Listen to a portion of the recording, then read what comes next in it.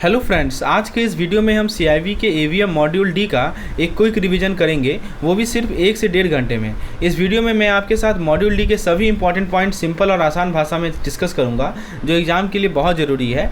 आपको पता है CIV में सक्सेस के लिए फोकस्ड रिवीजन और क्लियर अंडरस्टैंडिंग कितनी इंपॉर्टेंट है। तो चलिए बिना टाइम वेस्ट किए शुरू करते हैं। अगर आपको इस रिवीजन के साथ कंसाइज PDF नोट्स चाहिए तो वो आप हमारे कैप्सूल कोर्स में भी ले सकते हैं, जो आपको तैयारी को नेक्स्ट लेवल पर ले जाएगा। पूरा वीडियो को देखिए और मैं गारंटी करता हूं कि आपके कंसेप्ट और स्ट्रांग हो जाएंगे। कंसेप्ट के साथ हम लोग ये देखते हैं कि टॉपिक है scale based regulation for NBFC। तो NBFC का रोल क्या है? तो NBFC का रोल क्या है दोस्तों? NBFC क्या होता है? Non banking financial company. Bank को सपोर्ट करते हैं, एक एक्स्ट्रा सोर्स बन के क्रेडिट यानी लोन प्रोवाइड करने में। ठीक है, लिखा है ना, क्रेडिट इंटरमीडिएटरीज। तो एक तरह का सोर्स है, ये बैंक के जैसे ही हैं लेकिन कुछ यूनिक रोल और फंक्शन के साथ। अब यदि हम इसके रेगुलेशन का, इसका कंसेप्ट क्या है, ये जो स्केल बेस्ड रेगुलेशन, इसका कंसेप्ट क्या है? तो NBFC का रेगुलेशन स्केल बेस होता है, यानी इनका रेगुलेशन उनके साइज और रिस्क के हिसाब से प्रोपोर्शनेट है। वही मतलब हुआ स्केल बेस का, मतलब हुआ कि इनका जो रेगुलेशन है उनका साइज और रिस्क के हिसाब से प्रोपोर्शनेट है। अगर NBFC का रिस्क ज़्यादा है तो उस पर स्ट्रिक्ट रूल लगते हैं, राइट। तो अब थोड़ा स्ट्रक्चर की बात कर लेते हैं। NBFC को स्ट्रक्चर के अकॉर्डिंग लेयर्स में डिवाइड किया गया है, जिसमें 4 लेयर आते हैं। पहला होता है हमारा बेस लेयर, राइट। तो सबसे पहला लेयर क्या होता है? हमारा बेस लेयर होता है। यह वो NBFC हैं जो डिपॉजिट एक्सेप्ट नहीं करते और जिनके एसेट 1000 करोड़ से कम है। मैं फिर से रिपीट कर दूं, बेस लेयर हमारा नॉन डिपॉजिट NBFCs होते हैं। तो यह वो NBFCs हैं जो डिपॉजिट एक्सेप्ट नहीं करते और जिनके एसेट 1000 करोड़ से कम है। Please remember it, very very important from examination point of view, right. उसके बाद जो हमारा नेक्स्ट पॉइंट है वो ये है मिडिल लेयर। फिर आता है मिडिल लेयर, जिसमें इसमें ऐसे NBFC आती हैं जो डिपॉजिट एक्सेप्ट कर सकती हैं या उनके एसेट 1000 करोड़ से या उससे ज़्यादा होते हैं। फिर आता है हमारा अपर लेयर। अपर लेयर में वो NBFC हैं जो काफ़ी लार्ज हैं और उनके सिस्टम पे इम्पैक्ट हो सकता है, यानी ये सिस्टमेटिकली रिस्की हैं। ठीक है, सिस्टमिक रिस्क जिसको बोलते हैं, सिस्टमिकली रिस्की हैं। और सबसे ऊपर आता है टॉप लेयर। तो टॉप लेयर जो डिज़ाइन में खाली रखा गया है, लेकिन अगर कभी ज़्यादा रिस्क वाले NBFC आइडेंटिफाई होते हैं तो उन्हें यहाँ डाला जा सकता है। इसको हम लोग क्या बोलते हैं? टॉप लेयर बोलते हैं, राइट। उसके बाद दोस्तों हम बात करते हैं डिफरेंट NBFC एक्टिविटीज़ की। तो NBFC काफ़ी अलग अलग एक्टिविटीज़ में इन्वॉल्व होता है। जैसे आप यहाँ P2P देखेंगे, जो कि पीयर टू पीयर होता है। AA का मतलब अकाउंट एग्रीगेटर होता है। NOFSC का मतलब होता है दोस्तों non operative financial holding company. और कई अलग तरह के होते हैं, SPD, IDF, CIC, HFC और IFC। चलिए अब थोड़ा सा मैं आपको NBFC को उनके लेयर और टाइप के हिसाब से कैटेगराइज भी किया जाता है। जैसे कि आपने बेस लेयर देखा, तो बेस लेयर में P2P आते हैं, AA आते हैं, NOFSC आता है और ऐसे NBFC आते हैं जो पब्लिक फंड को एक्सेस नहीं कर सकते, विदाउट पब्लिक फंड। इसको बेस लेयर बोलते हैं। उसके बाद हमारा आता है मिडिल लेयर। तो मिडिल लेयर में क्या आता है? मिडिल लेयर में NBFC D आता है। NBFC D मतलब कि deposit taking NBFC, deposit accepting NBFC। फिर CIC आएगा। CIC क्या होता है? Core investment company. और IFC आता है, यानी इंफ्रास्ट्रक्चर कंपनीज आती हैं, इंफ्रास्ट्रक्चर फाइनेंस कंपनी आती है। उसके ऊपर आता है हमारा अपर लेयर। अपर लेयर में क्या होता है कि टॉप 10 NBFC हैं जो एसेट साइज के हिसाब से टॉप पर हैं और कुछ स्पेसिफिक क्राइटेरिया के थ्रू सेलेक्ट किए गए हैं। जो टॉप 10 बाय एसेट हैं और कुछ स्पेसिफिक क्राइटेरियाज हैं। और सबसे ऊपर आता है हमारा टॉप लेयर। तो टॉप लेयर खाली रखा गया है, लेकिन अगर कोई NBFC ज़्यादा सिस्टमिक रिस्क क्रिएट करती है तो उन्हें यहाँ डायरेक्टली डाला जा सकता है। वैसे तो टॉप लेयर को एम्प्टी रखा गया है, लेकिन यदि कोई सिस्टमिक रिस्क प्रेजेंट करती है तो उनको यहाँ पे डाला जा सकता है। अब यदि हम थोड़ा सा NBFC के टाइप्स की बात कर लेते हैं दोस्तों, देखिए कुछ स्पेसिफिक टाइप्स भी होते हैं। जैसे कि आपका NBFC ICC होता है। ये ICC का फुल फॉर्म क्या बता दूं मैं? Investment and credit company, MFI यानी माइक्रो फाइनेंस इंस्टीट्यूशन। और जो फैक्टर्स हैं जो अपने स्किल के हिसाब से प्लेस किए गए हैं।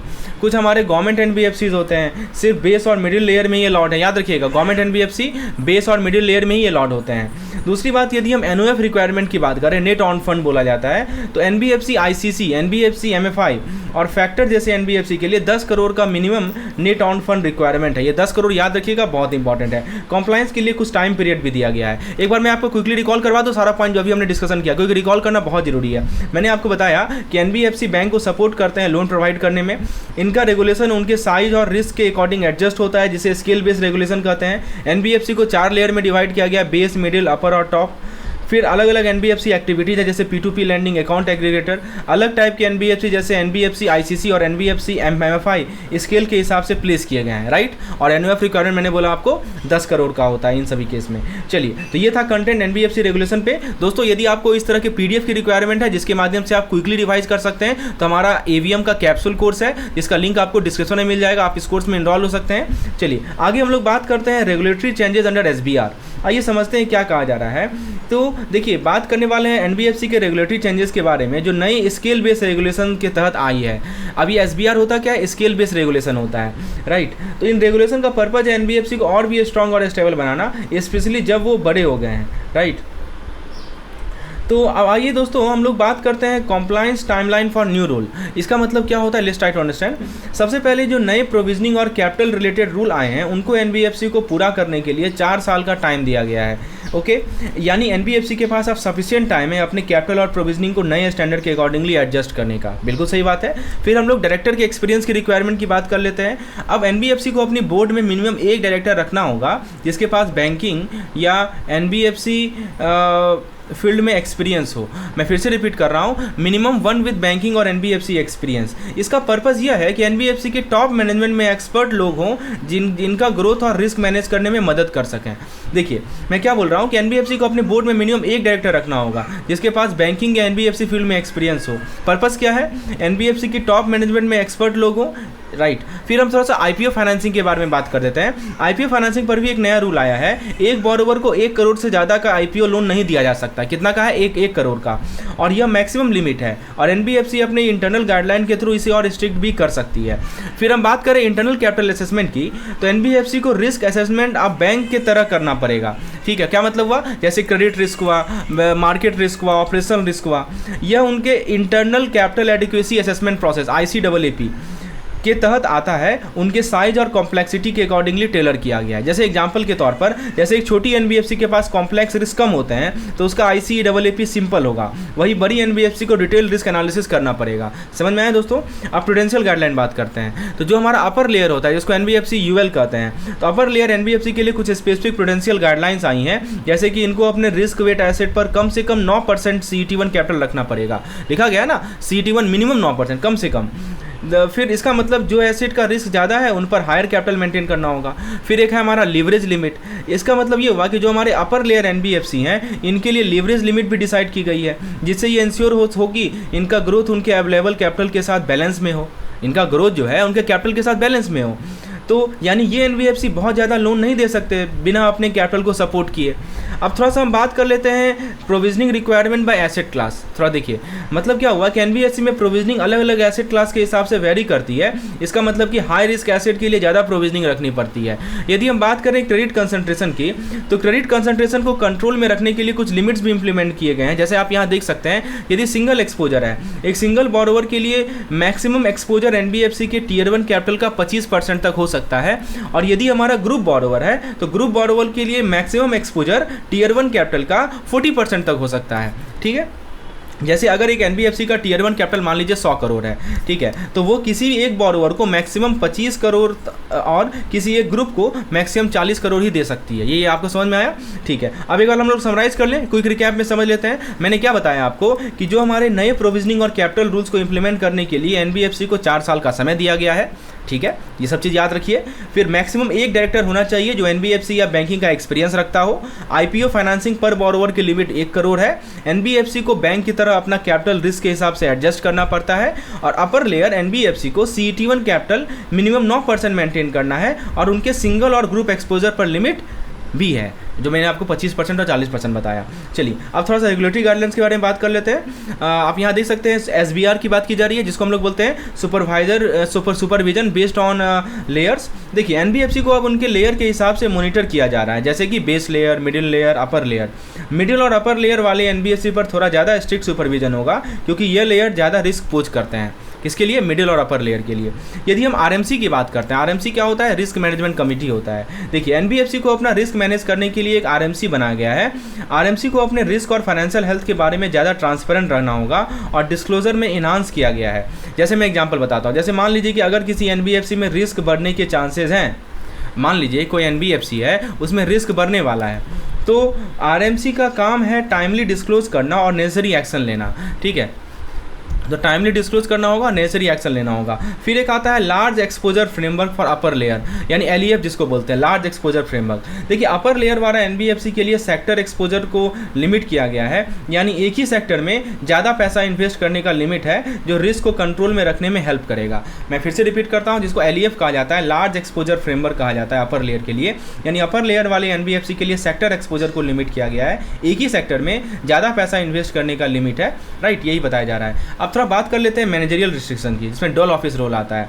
देखिए अब एनबीएफसी में की स्टाफ डुअल रोल में काम नहीं कर सकते, यानी एक ही पर्सन मल्टीपल पोजीशन होल्ड नहीं कर सकता, और इस रूल को फॉलो करने के लिए एनबीएफसी के पास 2 साल का कॉम्प्लायंस पीरियड है। यदि डिस्क्लोजर की बात करें तो एनबीएफसी को अपने एनुअल रिपोर्ट में गवर्नेंस और ऑडिटर के ओपिनियन भी डिस्क्लोज करने होंगे, ताकि शेयर होल्डर और पब्लिक को यह पता चले कि एनबीएफसी अपने गवर्नेंस में कितनी ट्रांसपेरेंट है।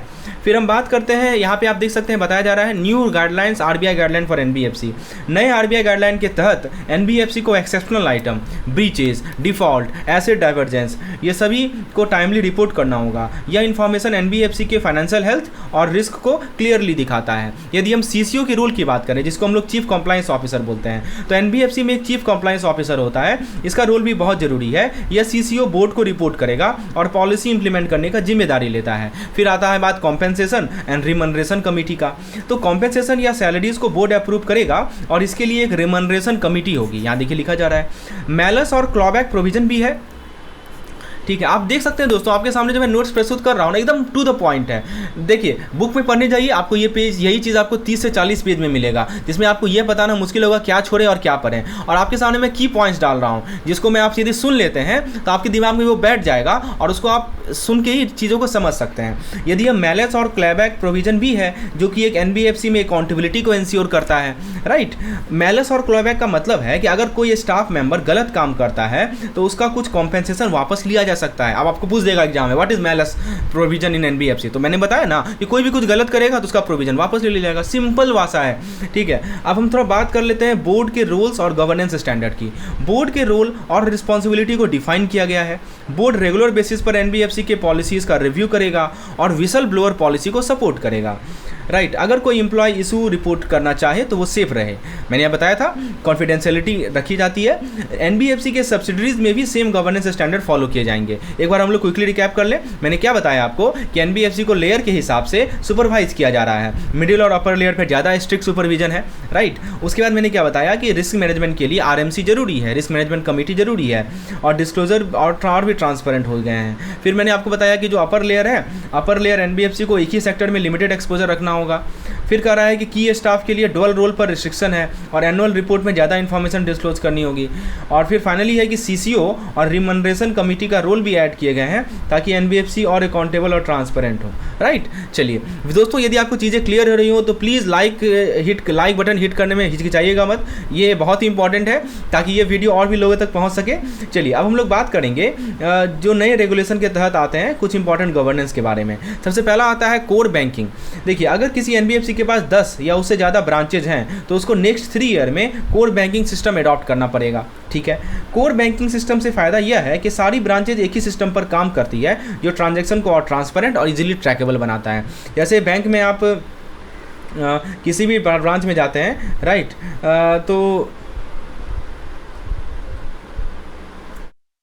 जैसे मान लीजिए कि आप बैंक में किसी ब्रांच में जाते हैं तो वहाँ पे क्या होता है कि वहाँ जाकर ट्रांजैक्शन कर सकते हैं। वैसे ही एनबीएफसी का यही फीचर प्रोवाइड होता है। अब दोस्तों हम बात करते हैं बोर्ड मेंबर की क्वालिफिकेशन की, यहाँ समझने का प्रयास कीजिए। देखिए एनबीएफसी के बोर्ड मेंबर के लिए अब रिलेवेंट क्वालिफिकेशन होना जरूरी है, यानी उनके पास फाइनेंस या एनबीएफसी इंडस्ट्री का प्रॉपर एक्सपीरियंस होना चाहिए, ताकि वो एनबीएफसी को अच्छे से गाइड और मैनेज कर सकें। उसके बाद हम थोड़ा सा ट्रांजिशन पाथ की बात कर लेते हैं। देखिए एनबीएफसी को अपने शेयर को, अच्छा एक चीज़ समझिए, सुनिए ध्यान से, मैं जो बता रहा हूँ आपको, यहाँ पे लिस्टिंग की बात की जा रही है। देखिए एनबीएफसी को अपने शेयर को 3 सालों में स्टॉक एक्सचेंज पर लिस्ट करना पड़ेगा, ठीक है। इस लिस्टिंग से एनबीएफसी की फाइनेंशियल हेल्थ और परफॉर्मेंस पब्लिक के सामने आएगी, यहाँ वही चीज़ बताया जा रहा है। और दूसरी बात, एक और चीज़ याद रखिए कि टॉप लेयर वाले एनबीएफसी को हाई कैपिटल चार्ज और इंटेंसिव सुपरविजन फेस करना पड़ेगा, मैं पहले भी बता चुका हूँ। तो टॉप लेयर में वो एनबीएफसी आते हैं जो सिस्टमेटिकली इंपॉर्टेंट है, तो उनको और भी क्लोज मॉनिटर किया जाएगा। फिर यदि हम अपर लेयर की बात करें तो एनबीएफसी अपर लेयर में क्लासिफाइड होते हैं, उनको आरबीआई की तरफ से 24 महीना मिलता है, 24 महीना मिलता है कॉम्प्लाइंस के लिए, यहाँ लिखा गया ना 24 मंथ टू कॉम्प्लाई। और उनके पास एक बोर्ड अप्रूव्ड पॉलिसी भी होनी चाहिए जो 3 महीने में बन जानी चाहिए, यहाँ लिखा गया ना board approved policy needed in 3 month. अच्छा, अब यदि हम बात करें ड्यूरेशन रिक्वायरमेंट की, समझने का प्रयास कीजिए। एनबीएफसी को मिनिमम 5 साल तक इन्हांस रेगुलेशन के अंदर रहना पड़ेगा, जो इन्हांस रेगुलेशन है। और इसके अंदर अगर उनका परफॉर्मेंस और रिस्क प्रोफाइल सही हो तो बोर्ड अप्रूवल के साथ वो इस रेगुलेशन से जल्दी एग्जिट भी कर सकते हैं, ठीक है। अच्छा परफॉर्मेंस रहेगा तो एग्जिट कर सकते हैं। फिर क्राइटेरिया प्रॉक्सिमिटी नोटिफिकेशन, मतलब क्या हुआ समझिए, आरबीआई एनबीएफसी को नोटिफाई करता रहेगा अगर वो अपर लेयर स्टेटस के करीब रहे, और पीरियोडिक रिव्यू के थ्रू उनका असेसमेंट चेक भी करता रहेगा। कौन करेगा? आरबीआई करेगा।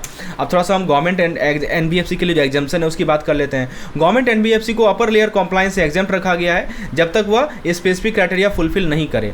अब देखिए उसके बाद हम सीसीओ के रोल की बात कर लेते हैं। तो चीफ कंप्लायंस का रोल एनबीएफसी में बहुत इंपॉर्टेंट है, स्पेशली गवर्नेंस, इंटरनल कंट्रोल और रिस्क मैनेजमेंट में। जैसे आप यहाँ देख सकते हैं फ्यूचर रेगुलेशन, मतलब आने वाले टाइम में जो एनबीएफसी पब्लिक फंड या इंटरफेस के बिना काम करती है उसके लिए भी कंप्लायंस गाइडलाइन आ सकती है, ठीक है। उसके बाद कंप्लायंस की बात करें तो सीसीओ का रोल है कि वो इंश्योर करे कि एनबीएफसी सारे रूल और इंटरनल पॉलिसी को फॉलो करें और किसी भी कंप्लायंस इशू को जल्द से जल्द रिजॉल्व करें। तो एक बार मैं आपको क्विकली रिकैप करवा देता हूँ इंपॉर्टेंट फैक्ट। तो हमने ये देखा, तो दोस्तों क्विक रिकैप में ये पॉइंट्स हैं कि एनबीएफसी जिनके 10 से ज़्यादा ब्रांचेज हैं उनको कोर बैंकिंग सिस्टम 3 सालों में अडॉप्ट करना है, ये रट लीजिए, 10 से ज़्यादा ब्रांच 3 साल, ये सब की पॉइंट्स हैं। उसके बाद बोर्ड मेंबर को रेलेवेंट क्वालिफिकेशन होना जरूरी है और एनबीएफसी को 3 सालों में लिस्ट होना पड़ेगा, यहाँ देखिए लिखा गया है लिस्ट होना पड़ेगा 3 सालों में, यहाँ देखिए। फिर कहा जा रहा है कि टॉप लेयर एनबीएफसी पर हायर कैपिटल चार्ज और स्ट्रिक्ट सुपरविजन होगा, राइट। और अपर लेयर एनबीएफसी के पास कॉम्प्लायंस के लिए 24 महीने हैं और उनको मिनिमम 5 ईयर तक इन्हांस रेगुलेशन में रहना होगा, 24 मंथ एंड 5 ईयर, ये याद रहना होगा आपको। अपर लेयर की बात की जा रही है। और government NBFC upper layer compliance से एग्जेम्प्टेड है और कॉम्प्लायंस और सीसीओ रोल गवर्नेंस और रिस्क मैनेजमेंट के लिए क्रिटिकल है। चलिए यहाँ तक तो हमने देख लिया। अब थोड़ा सा हम लोग कॉम्प्लायंस डिपार्टमेंट की बात कर लेते हैं, अगले स्लाइड में चलते हैं। तो दोस्तों अब आइए हम लोग कॉम्प्लायंस डिपार्टमेंट के स्ट्रक्चर और लीडरशिप की बात करते हैं। Let's move to the next slide, yeah here it is. So see देखिए, कॉम्प्लायंस डिपार्टमेंट को सीसीओ यानी चीफ कॉम्प्लायंस ऑफिसर लीड करते हैं और यह डिपार्टमेंट काफ़ी इंडिपेंडेंट होता है, राइट। तो सीसीओ इसको लीड करते हैं और ये काफ़ी ज़्यादा, just wait a minute, yeah correct. तो कॉम्प्लायंस डिपार्टमेंट की हम लोग बात कर रहे हैं, I think just wait a minute, okay. अभी मैं जो स्किप कर रहा हूँ उसको मैं बाद में आपको डिस्कस करता हूँ, पहले मैं ये पॉइंट आपको समझा दूँ। देखिए कौन लीड करता है, तो सीसीओ लीड करता है और यह डिपार्टमेंट काफ़ी इंडिपेंडेंट होता है, यानी दूसरे डिपार्टमेंट से अलग अलग काम करता है। इसमें एक पॉइंट आप देखिएगा, एनुअल रिस्क असेसमेंट, मतलब हर साल एनबीएफसी को अपने कॉम्प्लायंस रिस्क का असेसमेंट करना पड़ता है। इसका मतलब उनको देखना पड़ता है कि कहाँ कहाँ कॉम्प्लायंस रिस्क में आ सकता है और उसको सॉल्यूशन प्लान करना पड़ता है। यदि सीनियर मैनेजमेंट की बात करें तो सीनियर मैनेजमेंट का काम है कॉम्प्लायंस फेलियर और गाइडलाइन का रिव्यू करना, अगर कहीं कुछ इशू है तो उसको रेक्टिफाई यानी करेक्ट करना। फिर अथॉरिटी की बात करें तो कॉम्प्लायंस टीम को अथॉरिटी दी गई है कि वो अपने रिकॉर्ड को एक्सेस कर सकती है और एनबीएफसी में फ्रीली कम्युनिकेट कर सकती है। एक होता है हमारा डुअल हैटिंग रिस्ट्रिक्शन। ये क्या होता है कि सीसीओ को डुअल हैटिंग से बचना होता है, मतलब ऐसे कमिटी में नहीं रह सकते जहां उनका रोल कॉन्फ्लिक्ट हो। क्वालिफिकेशन, तो कॉम्प्लायंस टीम में कम काम करने वाले लोगों का बैकग्राउंड काफ़ी डाइवर्स होना चाहिए, जैसे कि business, audit, law, risk, IT, ताकि वो हर एंगल से कॉम्प्लायंस को मैनेज कर सकें। साथ ही एक सक्सेशन प्लान भी होना चाहिए ताकि सीसीओ के बाद कौन आएगा ये क्लियर हो। फिर एक हम बात करें इंटरनल ऑडिट की, तो कॉम्प्लायंस रिस्क एनबीएफसी के इंटरनल ऑडिट फ्रेमवर्क में भी शामिल है। रेगुलर ऑडिट होते हैं और जो फाइंडिंग है वो सीसीओ को बताई जाती है ताकि वो टाइमली एक्शन ले सके। फिर हम लोग आरबीआई के सुपरविजन की बात करें तो आरबीआई ने एनबीएफसी के रिस्क असेसमेंट में कॉम्प्लायंस रिगर को भी शामिल किया है। इसका मतलब कि आरबीआई भी कॉम्प्लायंस की स्ट्रेंथ को ध्यान में रखते हुए एनबीएफसी को मॉनिटर करता है। सीसीओ का टेनर क्या होता है, तो सीसीओ की मिनिमम 3 साल की फिक्स टर्म होती है और उनके पास इंडस्ट्री और रेगुलेटर का नॉलेज होना जरूरी है। फिर हम बात करें इंडिपेंडेंस की, तो सीसीओ को इंडिपेंडेंस मेंटेन करना होता है ताकि वो अपने जजमेंट इंडिपेंडेंट तरीके से ले सकें। साथ ही उनका सिलेक्शन बोर्ड या बोर्ड कमिटी करती है एक डिफाइंड प्रोसेस के हिसाब से। अब RBI notification for CCO appointment, इसको समझिए। देखिए एनबीएफसी को आरबीआई को इन्फॉर्म करना होता है कि अगर सीसीओ अपॉइंट, ट्रांसफर, रिजाइन या रिमूव हो रहे हैं तो ये आपको इन्फॉर्म करना पड़ेगा, राइट। एनबीएफसी को आरबीआई को इन्फॉर्म करना पड़ेगा। और सीसीओ का प्रोफाइल क्या होना चाहिए, फिट और प्रॉपर होना चाहिए, आपको यहाँ लिखा जा रहा है। अब देखिए एक पॉइंट लिखा जा रहा है जो कि रिपोर्टिंग लाइन से रिलेटेड है। देखिए CCO directly MD and CEO या बोर्ड को रिपोर्ट करते हैं, और अगर एमडी और सीईओ को रिपोर्ट कर रहे हैं तो बोर्ड के साथ उनके क्वार्टरली मीटिंग भी होते हैं, यहाँ लिखा है ना क्वार्टरली मीटिंग, ठीक है। सीसीओ का बिजनेस यूनिट के साथ डायरेक्ट टाइज नहीं होना चाहिए, और उनके अप्रेजल का रिव्यू बोर्ड या कमिटी करती है, कोई बिजनेस टाई नहीं होना चाहिए, राइट। एक बार क्विकली रिकैप कर लें, मैंने क्या बताया आपको कि कॉम्प्लायंस डिपार्टमेंट को सीसीओ लीड करता है, मैंने भी बताया, और जो इंडिपेंडेंट होता है और उनके पास एनुअल रिस्क असेसमेंट और रिकॉर्ड एक्सेस की अथॉरिटी होती है। सीनियर मैनेजमेंट कॉम्प्लायंस फेलियर और गाइडलाइंस को मॉनिटर करता है। सीसीओ के पास रेलेवेंट एक्सपीरियंस और टेनर फिक्स होता है, कितना टेनर होता है, 3 से ज़्यादा साल का होता है। और सीसीओ का एमडी या सीईओ या बोर्ड के साथ डायरेक्ट रिपोर्टिंग होता है, और उनके पर शुरुआत करते हैं हम लोग अपने पहले कंसेप्ट के साथ। देखिए कॉम्प्लायंस कल्चर का पहले मीनिंग समझते हैं। देखिए कॉम्प्लायंस कल्चर का मतलब है अपनी ऑर्गेनाइजेशन में एथिकल और लॉफुल बिहेवियर को प्रमोट करना, राइट। तो यह सिर्फ रूल्स फॉलो करना नहीं, बल्कि ग्रोथ, यहाँ देखिए ग्रोथ, प्रॉफिटेबिलिटी और ऑर्गेनाइजेशन की रेपुटेशन को प्रोटेक्ट करना भी है। तो इसमें सीनियर मैनेजमेंट का रोल काफ़ी इम्पॉर्टेंट है, और वो कॉम्प्लायंस को सपोर्ट करते हैं, राइट। उसके बाद कॉम्प्लायंस को हायरिंग, ट्रेनिंग, रिवार्ड्स में इंटीग्रेट करना ज़रूरी है, ताकि हर लेवल पर इसका इम्पैक्ट दिखे। कॉम्प्लायंस का मेन गोल है फेयरनेस, यहाँ पे आप देख सकते हैं कॉम्प्लायंस का मेन गोल क्या है दोस्तों, fairness, ethical value, lawful behaviour.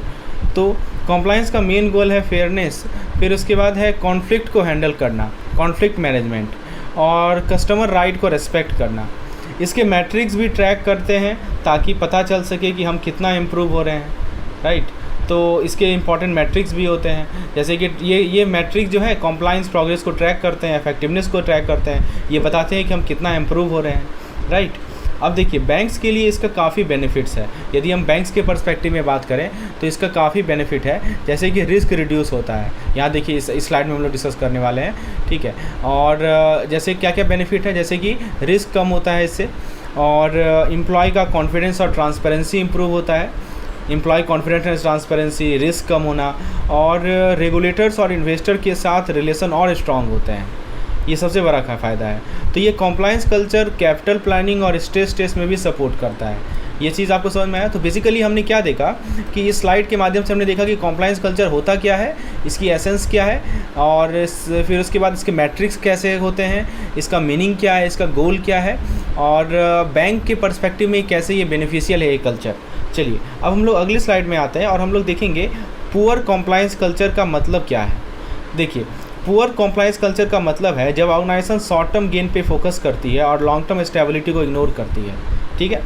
और ऐसे कल्चर में डोमिनेंट लोग कंट्रोल में होते हैं लेकिन ओवरसाइट वीक होता है, डोमिनेंट इंडिविजुअल, वीक ओवरसाइट, ठीक है। ऐसे कल्चर में मैंने आपको बता दिया डोमिनेंट लोग कंट्रोल में होते हैं, रेगुलेशन को सिर्फ टिक बॉक्स के लिए फॉलो किया जाता है, राइट, और इंटरनल कंट्रोल को शॉर्ट टर्म बेनिफिट के लिए कॉम्प्रोमाइज़ किया जाता है, राइट। यहाँ लिखा गया टिक बॉक्स अप्रोच टू रेगुलेशन, और इंटरनल कंट्रोल में ब्रीचेज रहते हैं इमीडिएट बेनिफिट के लिए। दोस्तों आप यदि बुक में पढ़ेंगे इस टॉपिक को तो लगभग आपको 30 से 40 पेज में कंटेंट मिलेगा, और हमारे इस वीडियोस के माध्यम से मात्र 10 मिनट में इंपॉर्टेंट पॉइंट्स को आप कवर कर सकते हैं। और ये जो कंटेंट है हमारे कैप्सूल कोर्स का पार्ट है, एवीएम का कैप्सूल कोर्स में आप इनरोल हो सकते हैं, डिटेल में डिस्क्रिप्शन में उसका लिंक अवेलेबल है, यार मुझे इस नंबर पर व्हाट्सएप भी कर सकते हैं। कैप्सूल कोर्स में आपको हर एक यूनिट के इस प्रकार के 10 मिनट मिरेकल PDF मिलते हैं, जिसके माध्यम से आपका रिविजन बहुत ही फास्ट हो सकता है। चलिए आगे बढ़ते हैं, हम लोग बात करते हैं कि यहाँ रिस्क मैनेजमेंट के लिए इंसेंटिव नहीं होते, lack of incentive for risk management, और इशूज़ को छुपाया जाता है, कंसीलिंग इशूज़, किसी को ओपनली बात करने से डिस्करेज किया जाता है, राइट। और यह सब रिस्क ब्लाइंड स्पॉट क्रिएट करते हैं। यही सब ऑब्वियसली हम लोग बात किसकी कर रहे हैं, हम लोग पुअर कॉम्प्लायंस कल्चर की बात कर रहे हैं। तो यह सब रिस्क ब्लाइंड स्पॉट क्रिएट करते हैं जिससे दूसरे लोगों की पर्सपेक्टिव को इग्नोर हो जाती है।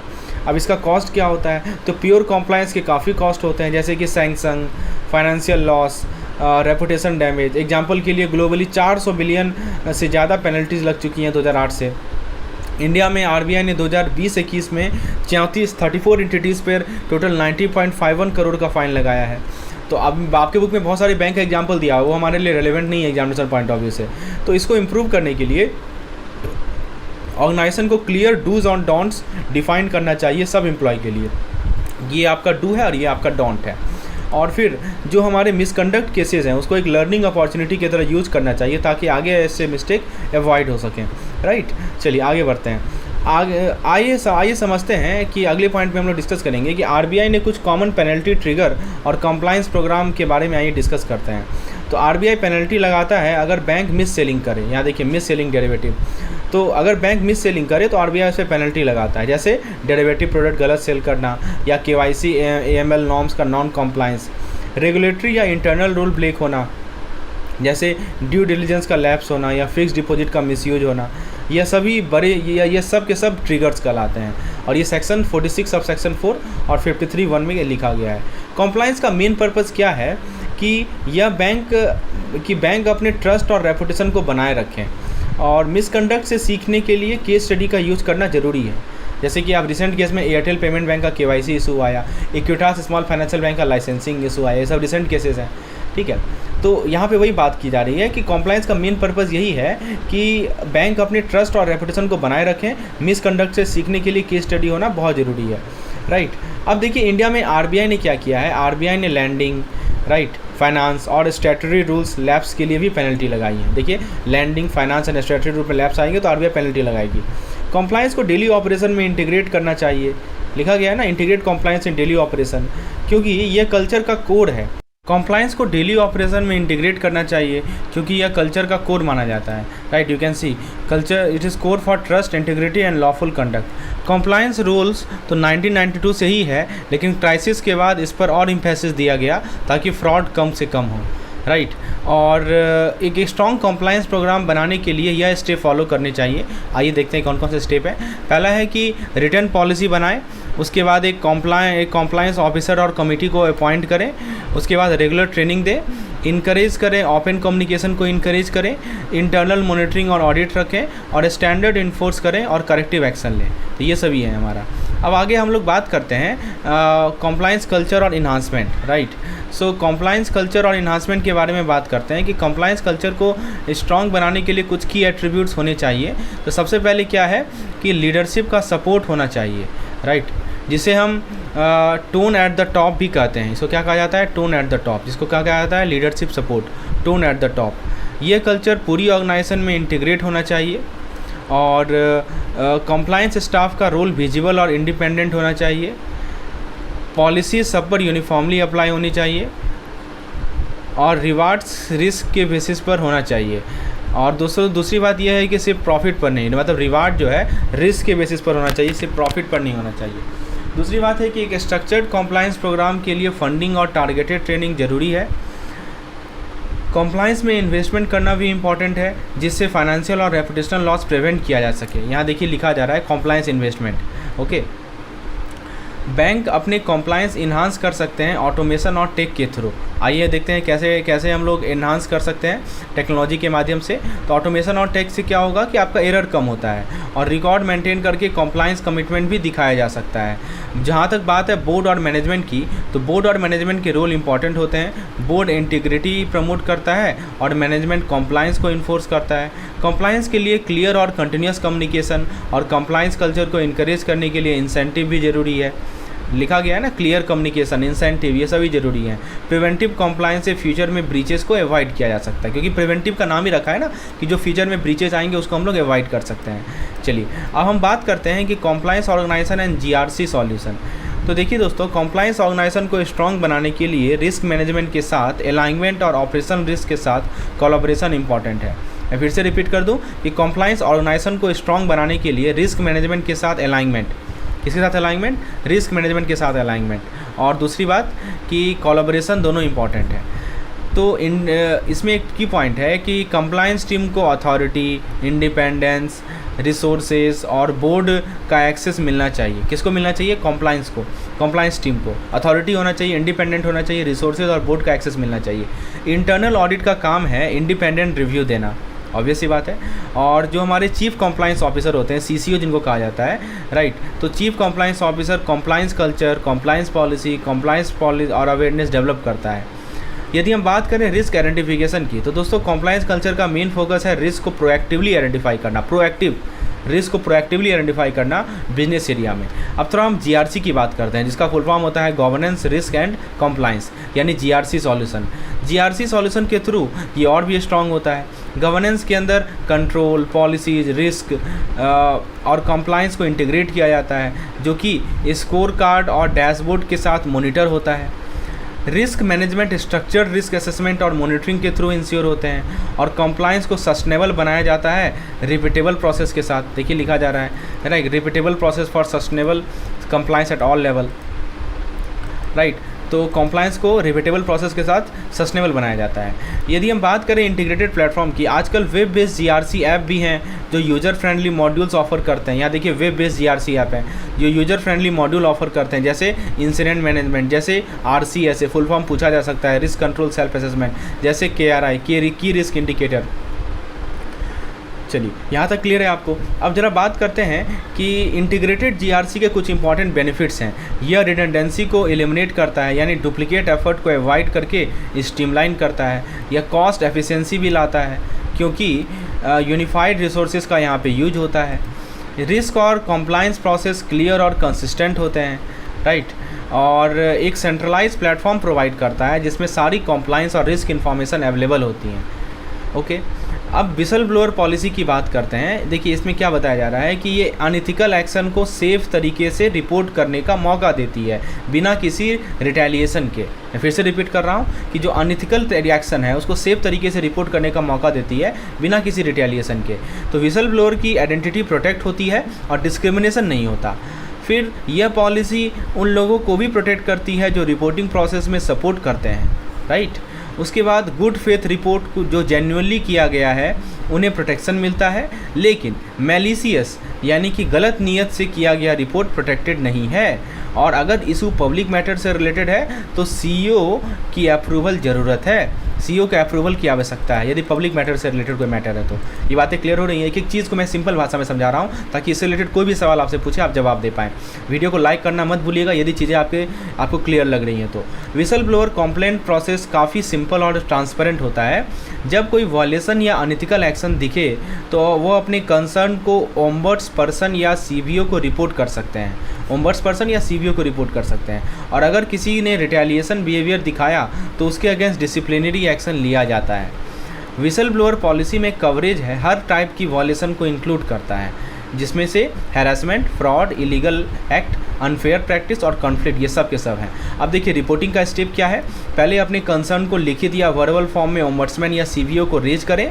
उसके बाद रिव्यू के लिए ओम्बड्समैन या CBO या ऑडिट कमेटी चेक करती है कि कोई कोड ब्रीच तो नहीं हुआ है।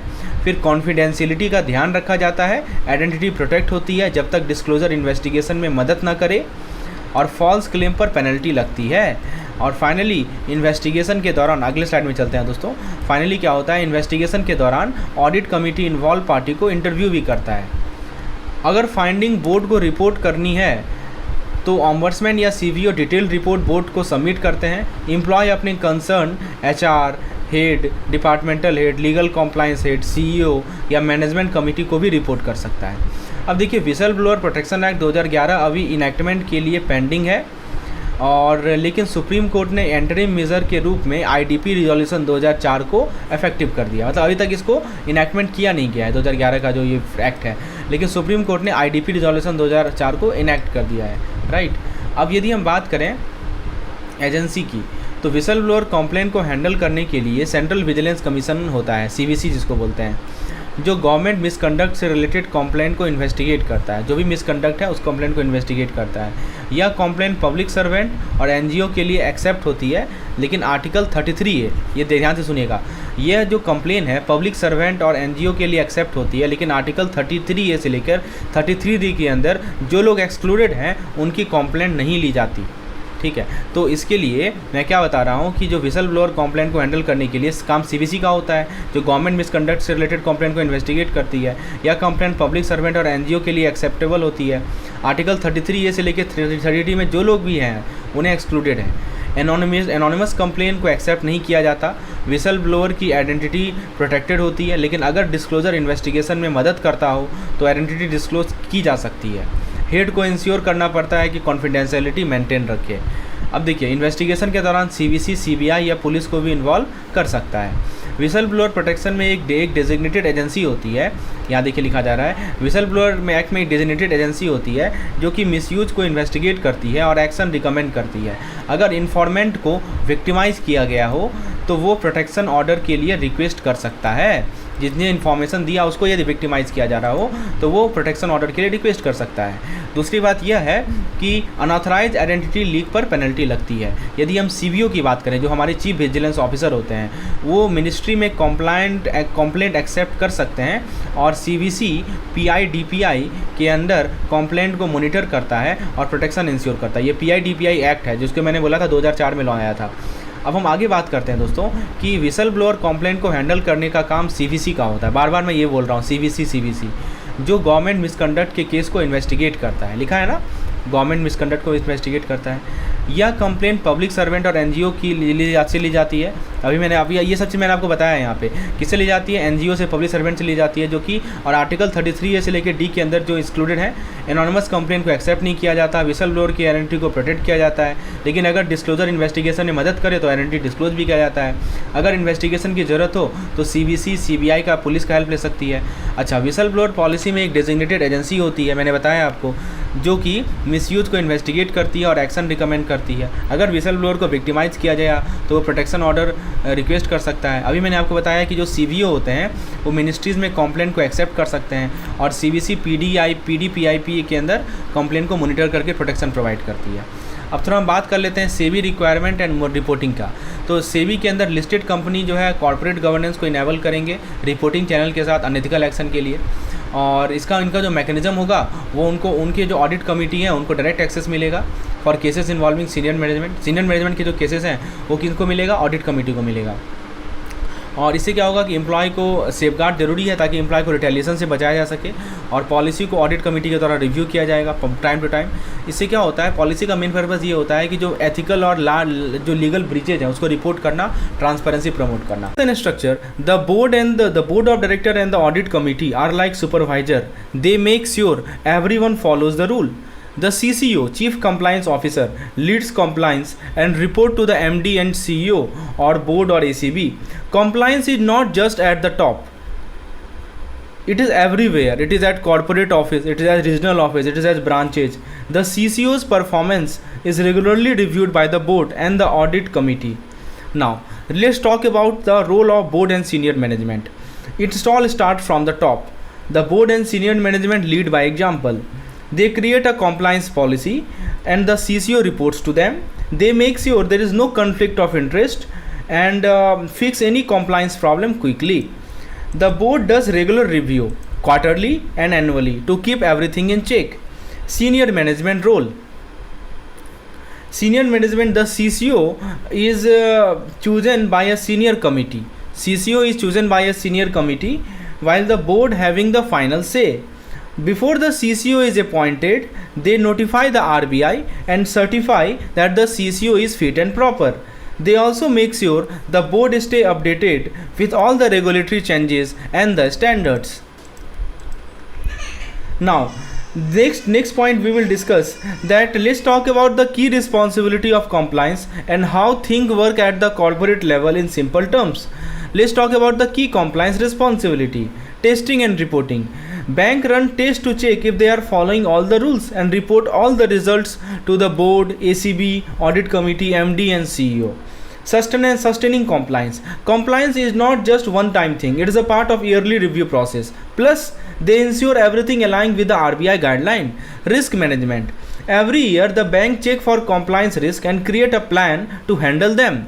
Compliance structure at the corporate office. Departmental setup.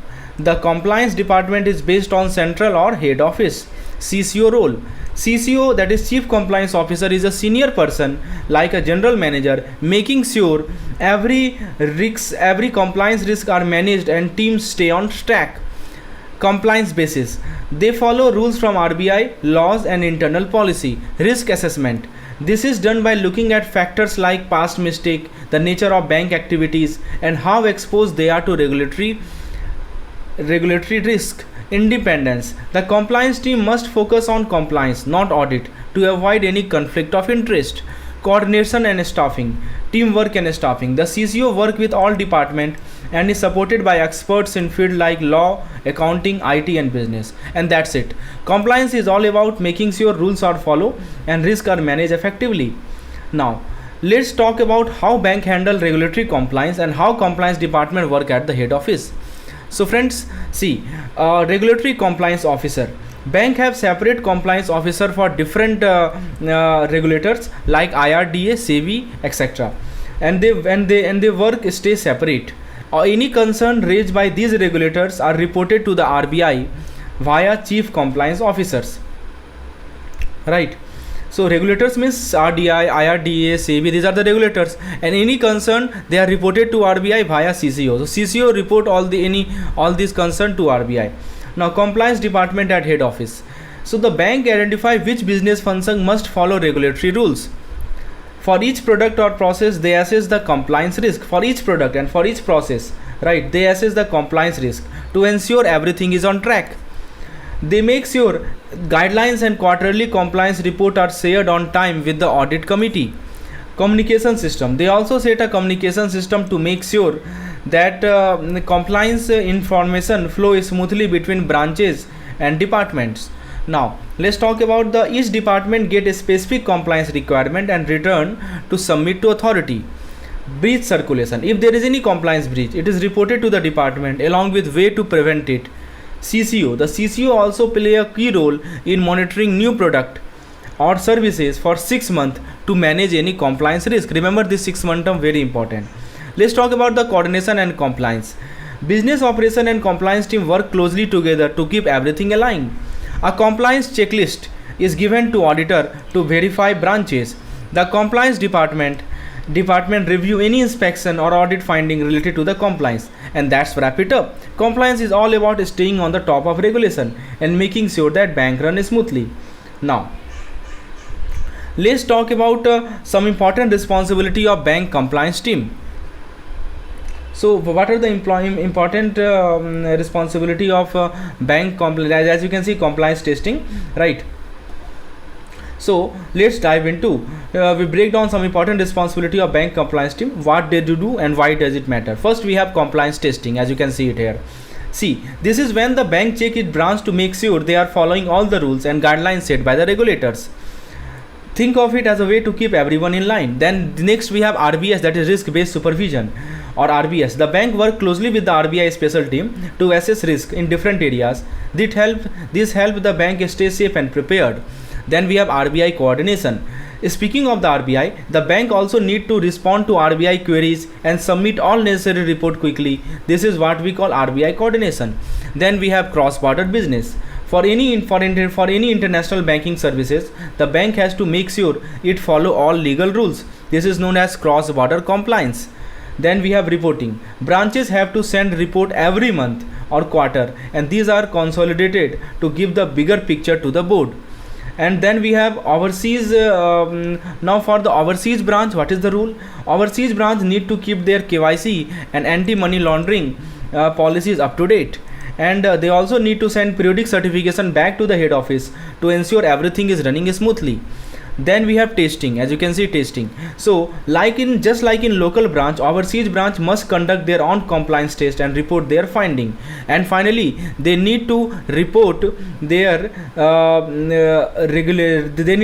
submit report to the regulators in their country, specifically if there is an issue. Now then after, you can see written here monthly, quarterly MIS reporting. So see, try to understand. Back to the main office, that is compliance department reporting. Back to the main office. See, the compliance department send regular report to the bank board of director. So every month they report key issues to the board, and every quarter they report key issues to the board. And every quarter they send update about communication with RBI and other regulators. So every month they report to the board via ED CMD on key role, and every quarter report to ACB on compliance function and RBI MOF Ministry of Finance communication status, right? And any department that receive a communication from RBI or other regulatory body must respond within 7 days. So this 7-day feedback is must. right? Like RBI, MOF, IBA, FIDI, FIMDA, any etc. Once a year, the compliance team assess how well the bank is managing its risk and report it to the board. Now, there is something called exceptional reporting. What it means? See, if something seriously something goes wrong, like a major regulatory failure, that get reported too. And that's a quick breakdown of the bank compliance responsibility. It's all about staying on the top of regulation to avoid risk. Now, let's talk about the CCO participation in committee. See, first let's talk about the chief compliance officer. You know, this is called CCO. So, and the committee they can join. The CCO has a key responsibility to ensure that bank follow all the rules. So they can't be, so CCO can't be part of any committee where there might be conflict of interest, right? So however, they can still provide advice to those committee. The CCO can officially join certain committee like audit committee of board, like asset and liability committee, that is called ACE, that is CRMC, credit risk management committee, that is CORM, operational risk management committee, and product group committee, that is called PCE. So if the CCO needs to be part of any other committee, that is decided by the MD, CD or CEO. MD, CEO or ED decide. Now let's look at what each department does to make sure that they are following all the rules. So first is called compliance responsibility. Every department has to follow the law and the internal guideline. If something goes wrong or a rule is broken, they must report it to the compliance department. Now let's talk about the compliance officer role. So every department assigns a senior officer called compliance officer to take care of this. They are like the go-to person for all compliance related tasks. So what does the compliance officer do? Well, their main tasks include identifying risk and in their area and coming up with plan to reduce them, monitoring compliance and making sure everything runs smoothly, submitting report on time to the regulators and the boards, and finally, and of course, they clarify any question about compliance with the compliance department. They also participate in training session and stay updated on the latest rule and turn those guidelines into easy to follow instruction for the staff. Plus, they set up a framework. You can see they set up a framework to keep track of how well the department is following the rule. Finally, when the RBI or any other regulators send a communication, department need to respond fast, and they send this feedback to the compliance department. And that's how the CCO and the other department work together to make sure the bank is always following the rule. Now let's talk about different departments and branches in bank that make sure they are following all the rules. This is the key part of creating a strong compliance culture. Let's break it down, right? So first thing first is role of functional department. First let's look at functional department and what they do for compliance. See, building compliance culture. This functional department help build a strong compliance culture by making sure all the information they submit to the RBI is accurate and up to date. Next, we have these are responsible for monitoring compliance within their area and reporting any issues to the bank management, while the compliance department keeps an eye on things. Next, we have regulatory communication. When the bank get any communication from RBI or other regulatory body, the compliance department forward it to the right team for confirmation. Sorry friends. Then we have update rules and manuals. They also regulatory update rules, manuals and standards and make sure these new guidelines reach everyone in the bank. Then we have key compliance area, that is a strategic compliance area. So each department is responsible for managing important area like KYC, AML, BCSBI, FEMA. They also make sure that important circular are displayed in all branches. Compliance certificates. At the branch level, they submit quarterly compliance certificate to the compliance department to show everything in order. Now let's talk about what happened at the branch level. See, in each branch, the branch manager plays a key role as the compliance officer. They make sure their branch is following the rules while balancing business goal. Now we have field level compliance officer. At the zonal and regional level, field level compliance officer are appointed. They report directly to the chief compliance officer to make sure everything is running smoothly. Remember, the field level compliance officer report, they are designated at FGMO, zonal regional office, and they report to CCO. Now if something goes wrong, these officers report breaches to their head so that corrective action can be taken immediately. Now let's move up to the regional and zonal office. So you can see they make sure that the compliance function get RO, ZO, FGMO. So they make sure that all the branches under them follow the rules and regulation and submit quarterly report to the central office. Just like in branch, if there is a breach in compliance, they report and take corrective action. Also, the internal control coordination. The inspection department also plays a role by checking compliance during inspection at their regional level. Lastly, the zonal and regional offices provide support to the branch, helping them to stay compliant. And that's how the bank department branches work together to maintain compliance at all level. Now, let's talk about how bank manage compliance at their overseas center. So each overseas branch has its own compliance department, which is led by a local compliance officer. They make sure that the branch follow all local rules and regulation. The compliance officer is supported by an officer from India or local staff, depending on host country regulation. Let's talk about what does the compliance officer does. So they need to have a good understanding of all the statutory, regulatory and internal guideline. They report directly to the bank chief compliance officer, that is CCO, and monitor how well the branches are following the rules. They also conduct compliance tests to ensure to regularly and report the result to the CCO. The chief executive, you can see written here, the chief executive, which is called CEO, he is responsible for making sure all the compliance guidelines are followed, and HR department provide the right staff. Right, obviously HR department provide the right staff. Now next we have the learning and development team arrange regular training sessions to the compliance staff to keep them updated. Now let's talk about what happens when there is a compliance failure, that is called material compliance failure. See, compliance means following rules and requests set by both external body like regulator and internal guideline. Non-compliance can happen in different way, like through mistake in business operation, audit finding, or during regulatory inspection. So these are the source of failure. Now, independent assessment body. Independent agencies assess compliance to make sure the bank maintains its integrity and trust, and that's how compliance is managed at overseas branch. Now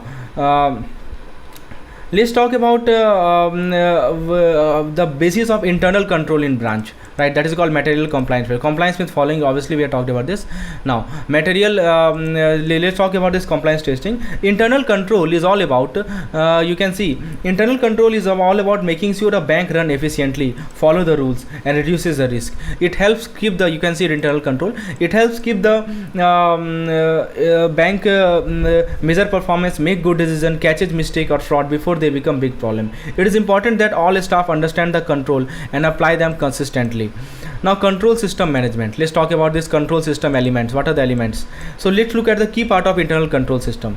This includes the commitment from the boards and management, a solid structure, ethics and employee competence. Then we have risk assessment. So that the bank need to identify and analyze risk to put the right control in place. Risk assessment means figuring out what could go wrong both inside and outside the bank. Once those risks are known, control like performance review or asset protection are put in place. Control and procedures, you can see written here, control and procedures. So the bank also has to keep clear written procedure that all staff follow. These procedure along with accounting and information system make sure decisions are based on timely and accurate information. Lastly, the bank need a strong control culture. So this means having a qualified staff, clear roles, and have accurate information flow, ongoing monitoring and self-assessment help keep the system in check. Now let's talk about the essential part of banking, that is information system audit and compliance. First up, let's talk about information system. Bank need a strong control to ensure integrity, security and privacy. It is also super important to have a tested backup failure in case the system fail. Next we have audit and record keeping. You can see, so the bank need an independent audit program that check everything on an annual basis and follow up on any issues. On the top of that, record keeping must follow proper accounting principle to reflect the bank true financial status. For physical asset, bank limit access, control cash and ensure security with policies for teller operation. Well-trained staff are crucial to keep thing running smoothly. And with India's banking becoming more digital, new regulatory challenges are emerging that bank need to stay on top of. Lastly, let's talk about compliance. It's more than just following the law. Bhansang. So it is an independent part of the bank that keeps an eye on the compliance risk, right? In simple terms, it helps the bank follow laws, rules, regulations, policies, right? And to avoid fines, to avoid fines and losses or damage its reputation, right? Laws, regulation, policies and codes. So to avoid fines and to avoid damaging its reputation, this compliance risk is very important. Now the next question is, what is its importance? Why it is so important? So why every bank has a compliance policy, as you know? So compliance makes sure that the bank treat customer fairly, right? So for fair practices, this is very important, and gives good financial financial advice, right? So that's why it is quite important. Now it also helps the bank maintain trust by promoting ethical practices. You can see, build trust by ethical practices that go beyond just following the law. Now the next thing is, what is the challenges? What are the challenges? So as bank use more technology and grow financially, it become harder to keep up with regulation, making compliance even more critical. So this is one of the major challenges which the bank face. As I told you that the major challenge is that take financial integration increases regulatory challenges. Already we have discussed, right? Now compliance risk. Let's talk about this compliance risk. See, when a bank does not follow the rules, it will face legal penalties, right? So if suppose a bank does not follow the rule, so it will face something called legal penalties, and also financial losses. Okay, it will also exposed to financial losses and reputational damage. That's why having a strong compliance policy is essential to avoid this risk. So in short, we can say that compliance help bank stay on track, build trust, and operate smoothly. Stick around for more. Okay, now let's come to the next part, that is compliance risk versus other risk. See, regulatory risk. The first risk you can see is regulatory risk. Not following rules can harm the bank reputation, customer, and lead to penalty. So if you are not following the rule, it will harm the bank reputation. That is called reputational risk. And operational risk means what? This comes from bad processes within the bank, and compliance risk is a part of this operational risk process. The next is legal risk. So legal risk, if the bank break the law, it can face legal trouble and financial loss. Next come reputational risk. So when reputation takes a hit, the bank may lose customer and business. And the last is, so these are type of financial risk. And last is annihilation risk. So in extreme cases, regulator could shut the bank down. That is called annihilation risk. Next is non-financial risk. The first is business risk. Problem inside or outside the bank can affect how it operate and its profit. So some problem, some internal or external factor which affecting operation and profitability. Next is called strategic risk. If the bank strategies fail, right, it could hurt earning and capital in the future. So suppose bank strategies fail, so it could hurt earning and capital in the future. Now let's talk about compliance risk in the cyber security. Why it matter? In today tech driven banking, cyber security is crucial to keep data safe and operation smooth. Now cyber resilience. Bank need a strong cyber defense to protect information and manage risk. Compliance function. The compliance team help identify and reduce cyber security risk. So this is what the role of compliance function. Now let's talk about RBI guidelines for bank compliance. You can see written here RBI guidelines. So bank must have a compliance policy within 6 months reviewed. It should be reviewed annually. Every year. Next thing is, this policy cover risk identification, risk monitoring, and risk management. Annual reviews are required. Already I have told you that it is to be reviewed annually. Annual reviews are required to ensure everything is running smoothly, that reports to RBI is accurate, right? So annual reporting. So basically what we have seen, that compliance is about more than following rule. It protects the bank from risk, especially in today's digital world, right? So you can see control and processes, compliance policy, and it covers compliance objective, scope, role of CCO. Everything we will cover in the upcoming slides.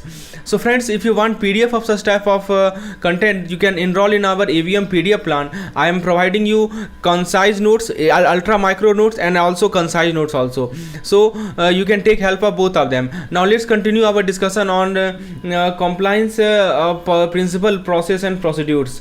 See how compliance work in bank. That is what we are going to discuss. See, the head office identify risk and give instruction to manage them, ensuring that the bank follow the rule. Now feedback come from audits and inspection to improve processes. For new products, the chief compliance officer, that is called CCO, clear them and monitor them for 6 months to ensure that they comply with regulation. The next is compliance manual. See, bank create compliance manual to guide staff on following rule. See, there is a regular interaction between compliance, legal, risk, audit, and taxation teams to stay aligned on the issue. Now let's talk about what is the role of CCO. See, CCO has full access to information. He can investigate any issue and participate in RBI discussion and to stay updated. The compliance function also include monitoring and reporting. result to the management and to the board. So whatever result you have, whatever outcome you have got, you have to communicate those outcome to your board and management. If there are failure, they are disclosed in the bank annual report. The next thing is code of conduct. Bank have a code of conduct to ensure fair dealing with customer and regulatory compliance. So whatever key point we have covered, let's recap all those key point here. You can see, first thing we have seen that compliance function is independent. See, this is a unique feature of our PDF that I am again revising you all the key point which we have covered just now. See, the compliance function is independent. It ensuring that the bank follow laws, regulation and ethical practices. The goal is to avoid legal trouble, financial loss and reputational damage by following proper procedure. As bank become more tech driven, more tech focused, managing compliance become more challenging. So this compliance is a crucial part of keeping a bank secure and trustworthy. Now let's talk about compliance crucial. So let's talk about some more topic about compliance. So why is compliance important? Compliance ensure bank follow fair practices, conflict management, handle conflict well and treat customer with integrity, right, and transparency. It help building trust.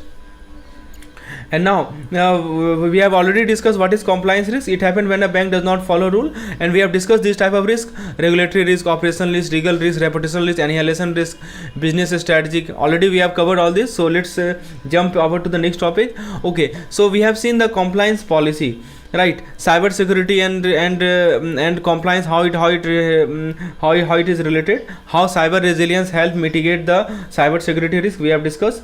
Now let's talk about compliance policy and procedure. Yes, this is very important. See, so what does it mean to say that compliance policy is a part of bank governance program, right? It aligns with the RBI guidelines to manage risk and protect the bank reputation. So this policy includes objective, it includes scope and the role of the CCO, that is Chief Compliance Officer. What are the key elements of policy? The key elements of policy is risk management and internal control to ensure everything runs smoothly. And bank need to create a compliance policy within 6 months and renew it every year. This policy should cover the bank philosophy on the compliance and a strong and focus on managing risk. It should be tailored to the size and risk profile of the bank and must include a quality assurance program, right, with accurate reporting to the RBI. Now if we talk about the compliance principle and compliance procedure, the first come head office. So head office identify the risk, right? The head office identify the risk and give instruction on how to mitigate them.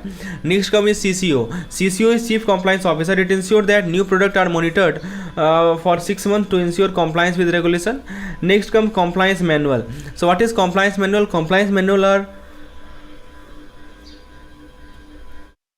Compliance manual are created for staff to follow, and there is a regular interaction between the compliance department and other teams. Now if we talk about the role of CCO, the CCO plays a key role in participating in RBI discussion and internal bank committee. Now they have the authority, the CCO have the authority to conduct investigation and can even bring in external expert if needed. The CCO regularly report any irregularity to the management and present its annual report on compliance failure to the board. Already we have discussed the code of conduct. Every bank has a code of conduct that emphasizes fair customer treatment and strict regulatory compliance, right? Now let's discuss the compliance function and overview, compliance program and overview, right? So it is what is a compliance program? So see, what is compliance program? It is a risk based program led by the head of the compliance and involve planned activity to ensure that bank follow all rules and regulation. And every year the bank does a compliance review to check for any failure, making sure they follow regulatory guidelines. The key activities in compliance program are: first thing is the bank conduct an annual risk assessment to figure out what the major risks are and how to handle them. Next is it also create a strategy for the upcoming year, right, and make sure there is a plan to mitigate risk effectively. And finally there comes compliance report are sent monthly to the senior management. Remember it is reporting, this is very important. So it is sent monthly to the senior management and the CEO, and quarterly to the board.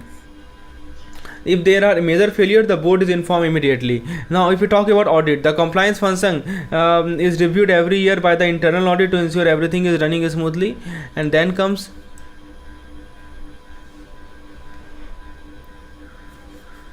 the role of compliance in bank. So the compliance function is independent. Already I have told you it report directly. It reported directly to the senior management and the board. It is responsible for identifying, assessing, monitoring, and reporting compliance risk. To be effective, the compliance team must have enough resources, expertise, and authority.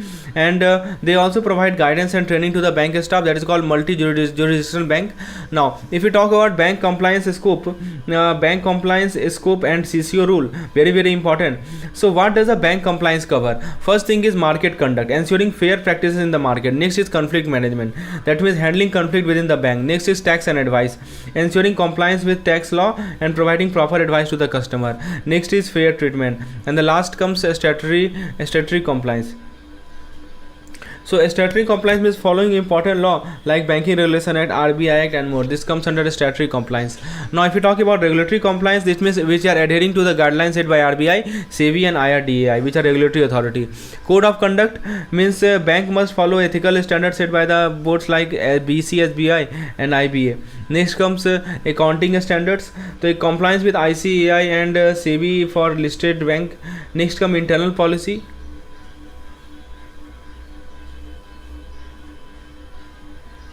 So internal policy means ensuring that all the internal process and policy are followed. Now the next question is, who is responsible? Who is responsible for all this? So bank must set quarterly compliance. Already I have told you that reporting quarterly compliance report to the board and CCO, and director and chairman ensure that the corrective action are taken when needed. And if we talk about the role and responsibility of CCO is a key player in maintaining compliance. The CCO must serve for at least 3 years. They are appointed by ACB, that is audit committee of board, or CEO, and an early removal must be approved by the board. Eligibility we talk about must be a senior executive, GM, general manager like or equivalent, must have 15 years of experience in banking or finance with at least 5 years in audit, finance, compliance, or risk role, should have a strong understanding of industry regulation and risk management. And the final case is must have a clean record with no adverse observation from RBI. So the CCO plays a crucial role, as you all know, in keeping bank on track with compliance, from managing risk to ensuring bank follow all the necessary law. The CCO ensures a smooth and ethical operation.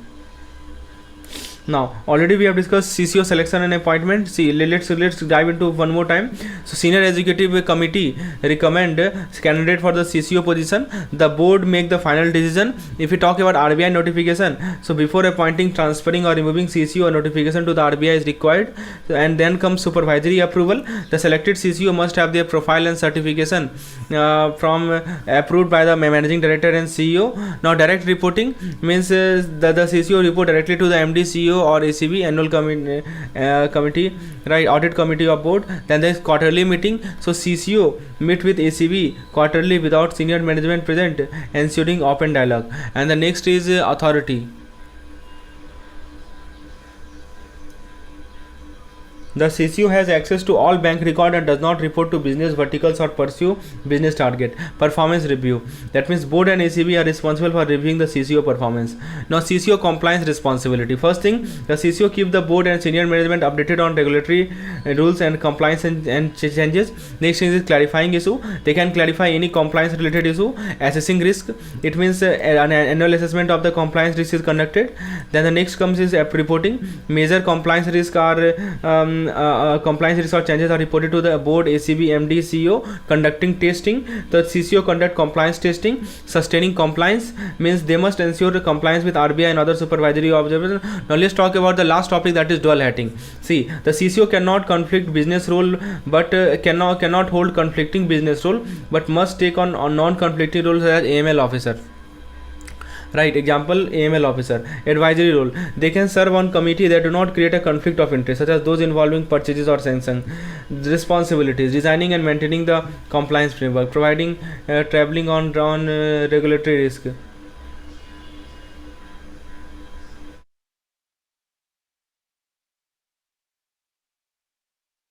So responsibility we have seen: designing and maintaining the compliance framework, providing training, and communicate compliance as expectation clearly. If we talk about board oversight, so board ensure that CCO independence while being managed by MD and CEO. So the role of CCO is crucial for maintenance of compliance. Now let's see the key CCO observation. Key CCO responsibilities. The first responsibility is risk-based supervision and inspection of the supervisory evaluation (ISE). So CCO coordinate with RBI supervisory strategy team for a Spark inspection. And next is they gather necessary data from the head office to prepare for inspection of the supervisory. Remember this full form. ISE means inspection for supervisory evaluation. Next is exit meeting. The CCO arranges exit meeting with top executive and the SSM team to finalize the RAR. RAR means risk assessment report. Supervisory meeting. Phase coordination of the meeting with RBI and senior executive is crucial. In this meeting, CCO present RAR, risk mitigation plan and supervisory rating. Next come action plan and compliance. The CCO submit a time-bound action plan to address any compliance-related issue and ensuring adherence to RAR and RMP. They report the compliance status and any emerging issue to the top management and audit committee of the board (AGB). Next is formulation of the compliance rule, that is CR. So the CCO ensure that the compliance rule, that is CR, are formulated and updated for all bank. Now let's do some MCQs. So the first question in the front of your screen, whatever we have discussed just now. If you really feel that this effort is useful to you, please hit the like button. Now the question is, which of the following best describe the compliance function of the bank? Option A says that the compliance function is dependent entirely within the bank. Compliance function is a dependent entity within bank responsible for minimizing only financial loss. This is incorrect because compliance function operate independently, not dependently, and also it address not only financial losses but also reputational, legal, regulatory and non-reputational. So this is wrong. Option B says that the compliance function focuses on adherence to internal policy only with no impact on reputational risk. This is incorrect because the compliance function is not limited to internal policy. It encompasses adherence to law, regulations and external standards. So this is wrong. Option C says that the compliance function is an independent function responsible for identifying, assessing. Yes, this is correct. Option D says that compliance function exclusively monitor compliance with market convention and legislation.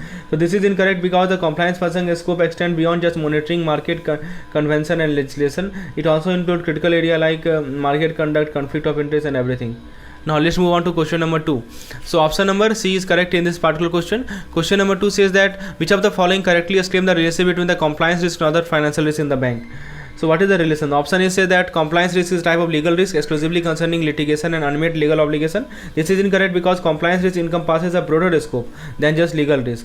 It includes regulatory, operational and reputational risk. All of these are included. So it is wrong. First option is wrong. Option B says that compliance risk is a subtype of operational risk with implication for reputational, regulatory action and potential business course.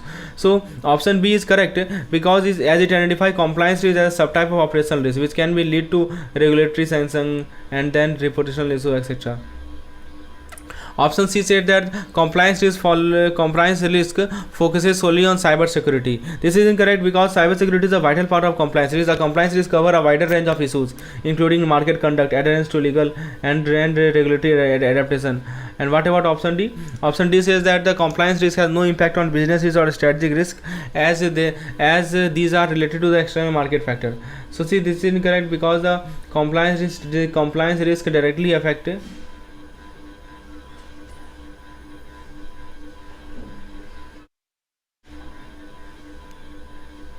So option D is incorrect. As you know, compliance risk has no impact on business risk. This is wrong. Compliance risk directly affect business risk and strategic risk.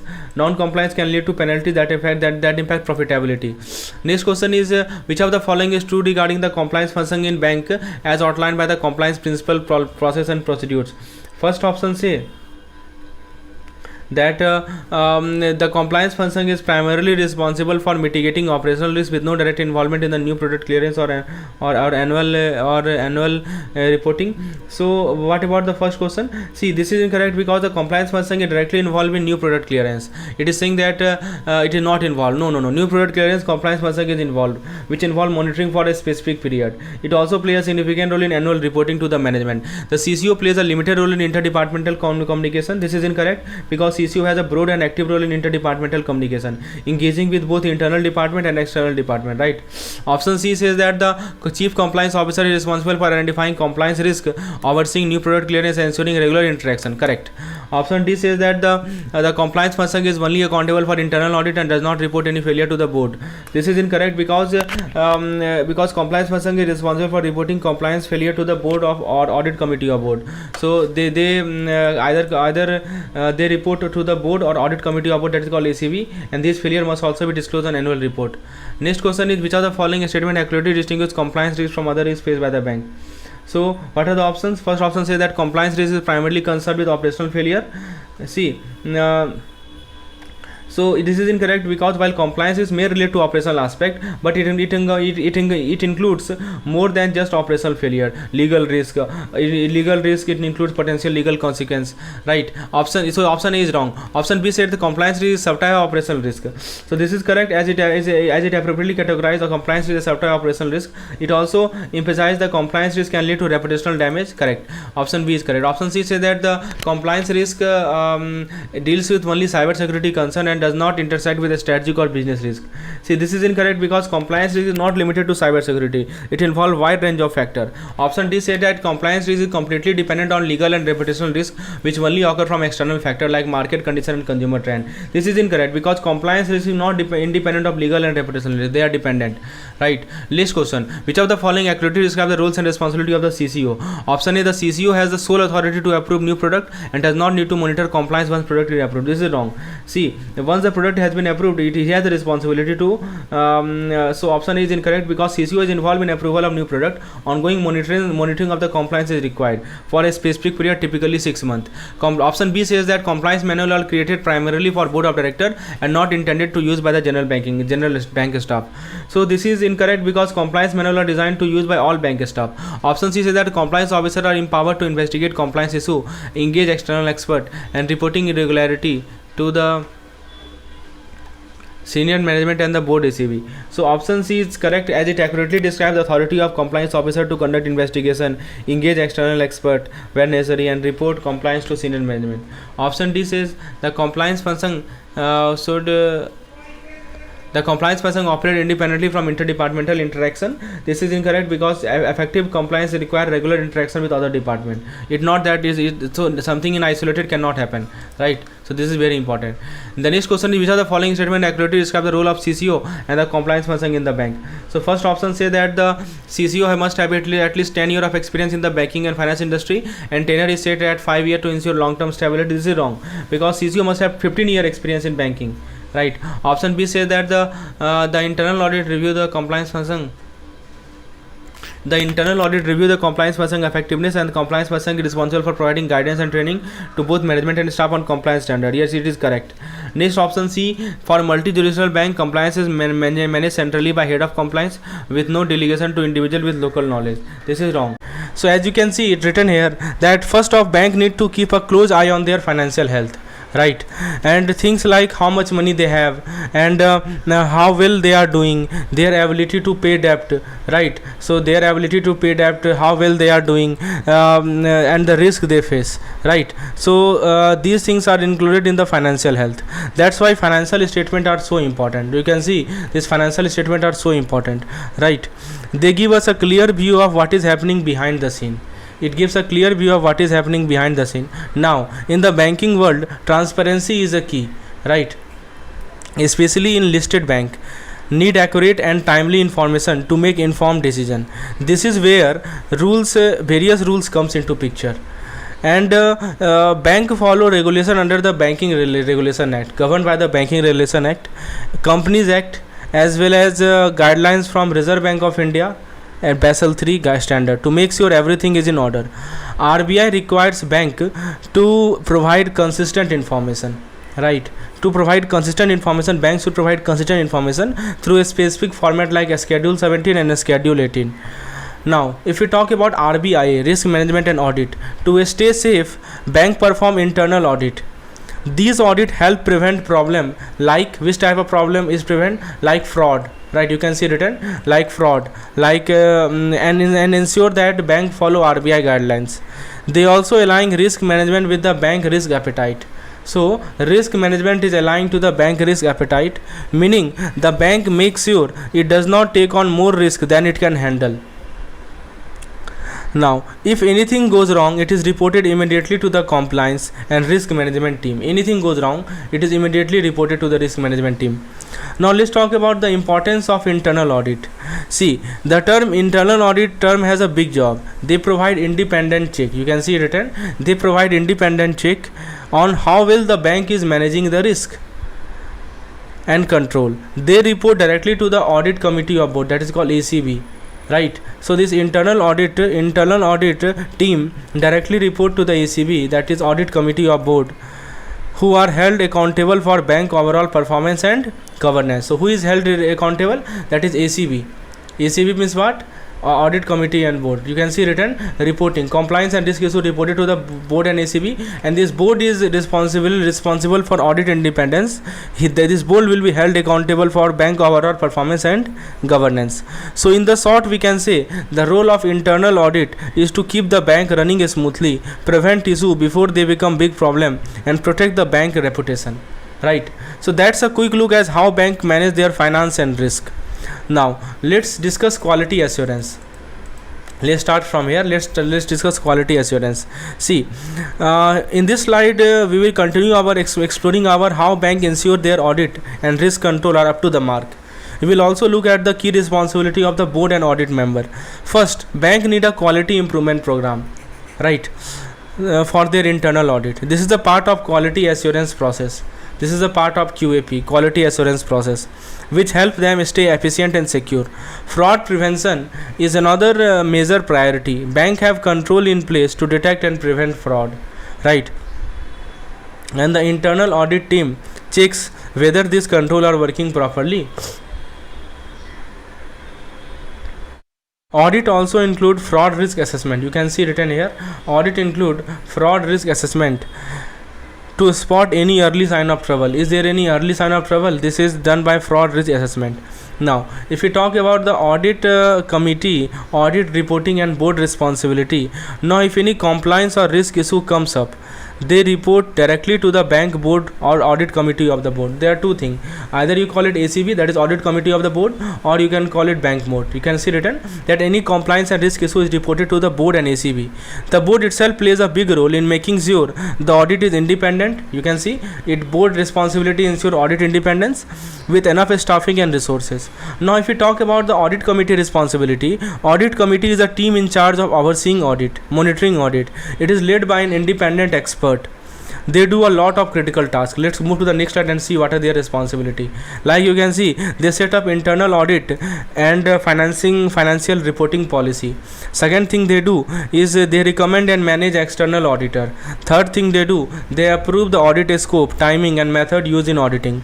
Also, they make sure any issues found during audit are fixed and keep an eye on the risk management and internal control.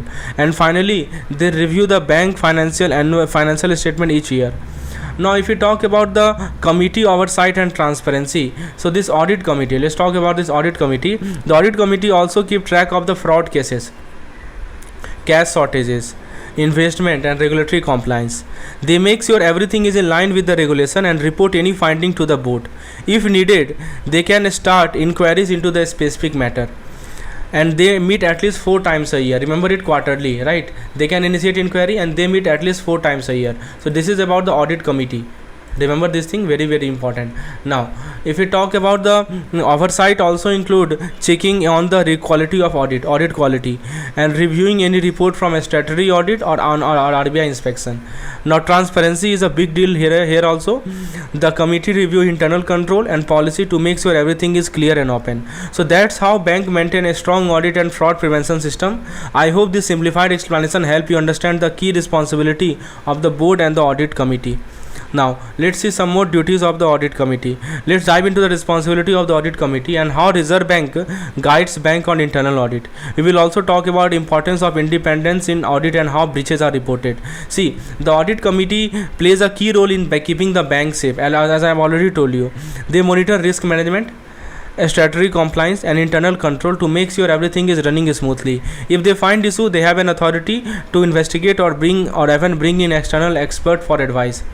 According to the RBI guideline, audit must have the power, resources and authority to be effective. Right. This is as per the RBI guideline.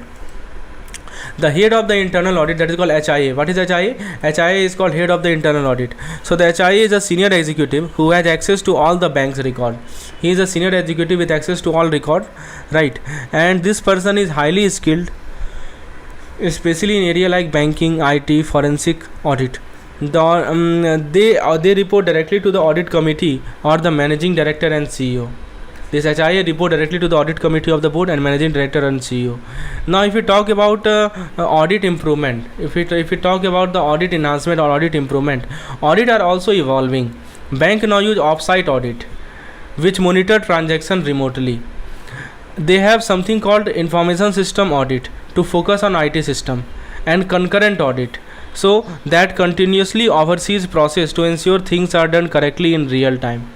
If we talk about the resilience and supervision, so to build resilience, banks are improving the rule of internal audit in high risk area and regularly testing risk rating. They are also integrating IT more into their audit, focusing on fraud prevention and validating their internal audit framework with external check. Now, it is crucial that internal audit remain independent. Like you can see in the next slide, independency. It is crucial that internal audit remain independent following RBI guideline to help strengthen the bank overall system. If we talk about the compliance reporting, so proper reporting structure are necessary to show how effective internal audit are. Bank must follow uniform reporting structure, uniform reporting standards for compliance, and report any breaches to the right department.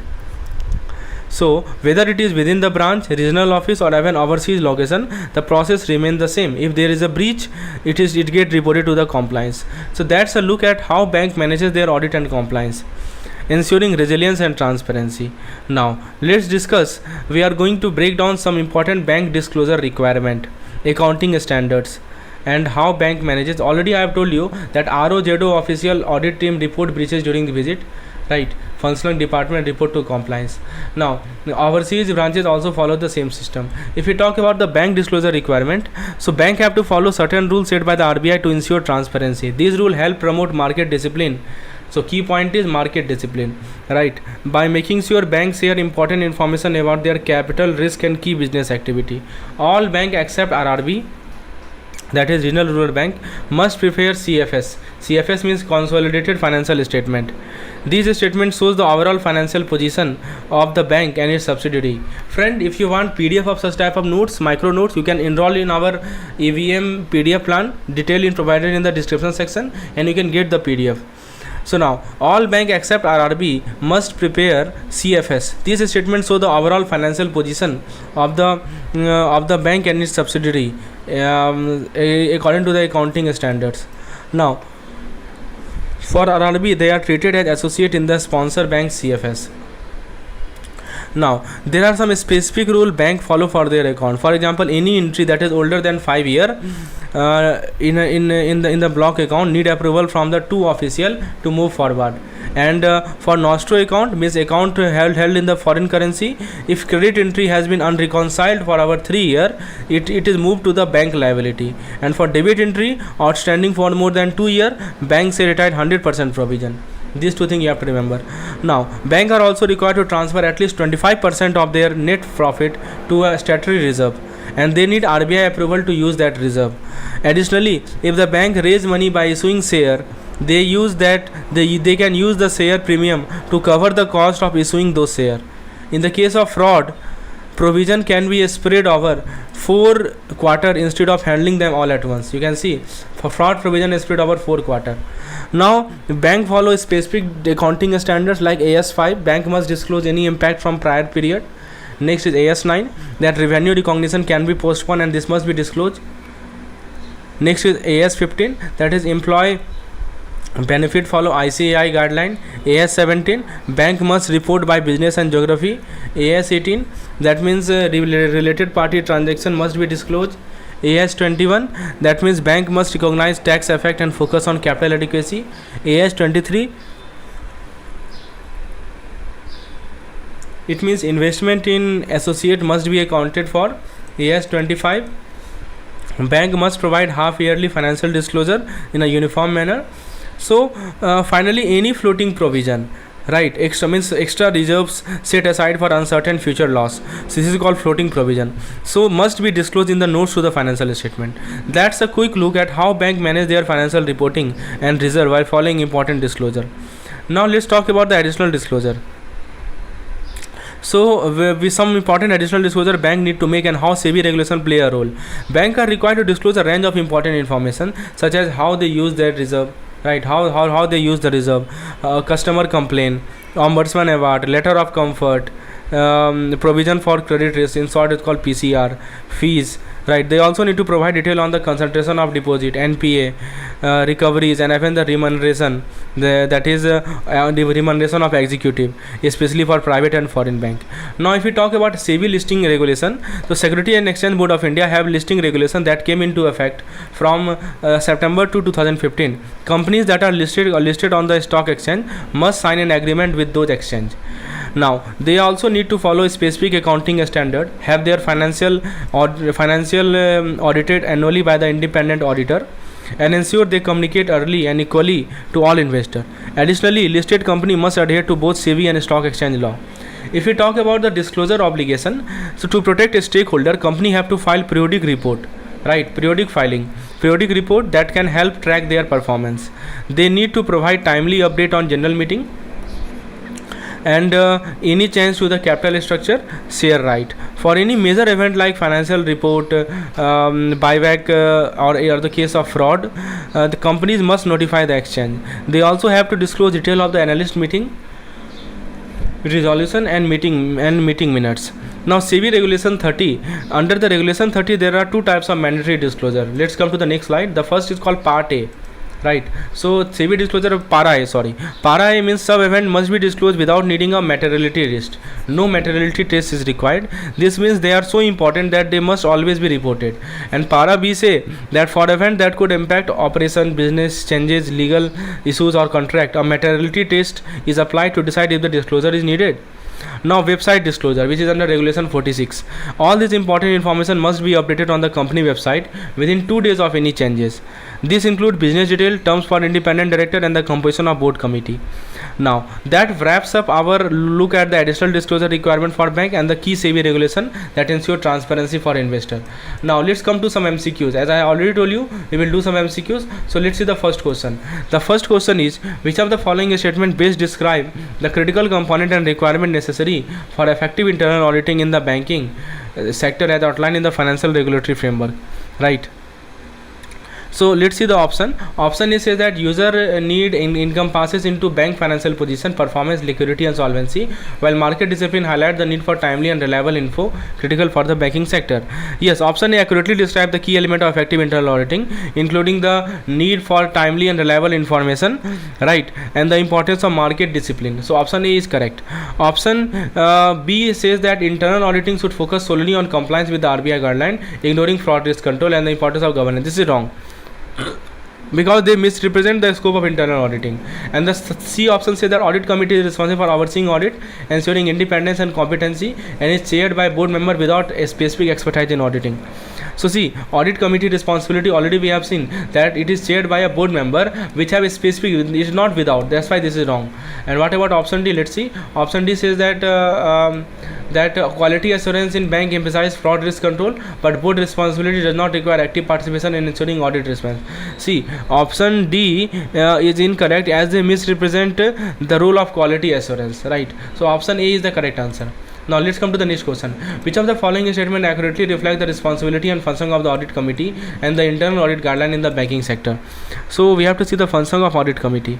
So first option says that audit committee is responsible for framing internal audit policy, reviewing annual financial statement, and ensuring the effectiveness of internal control while meeting quarterly.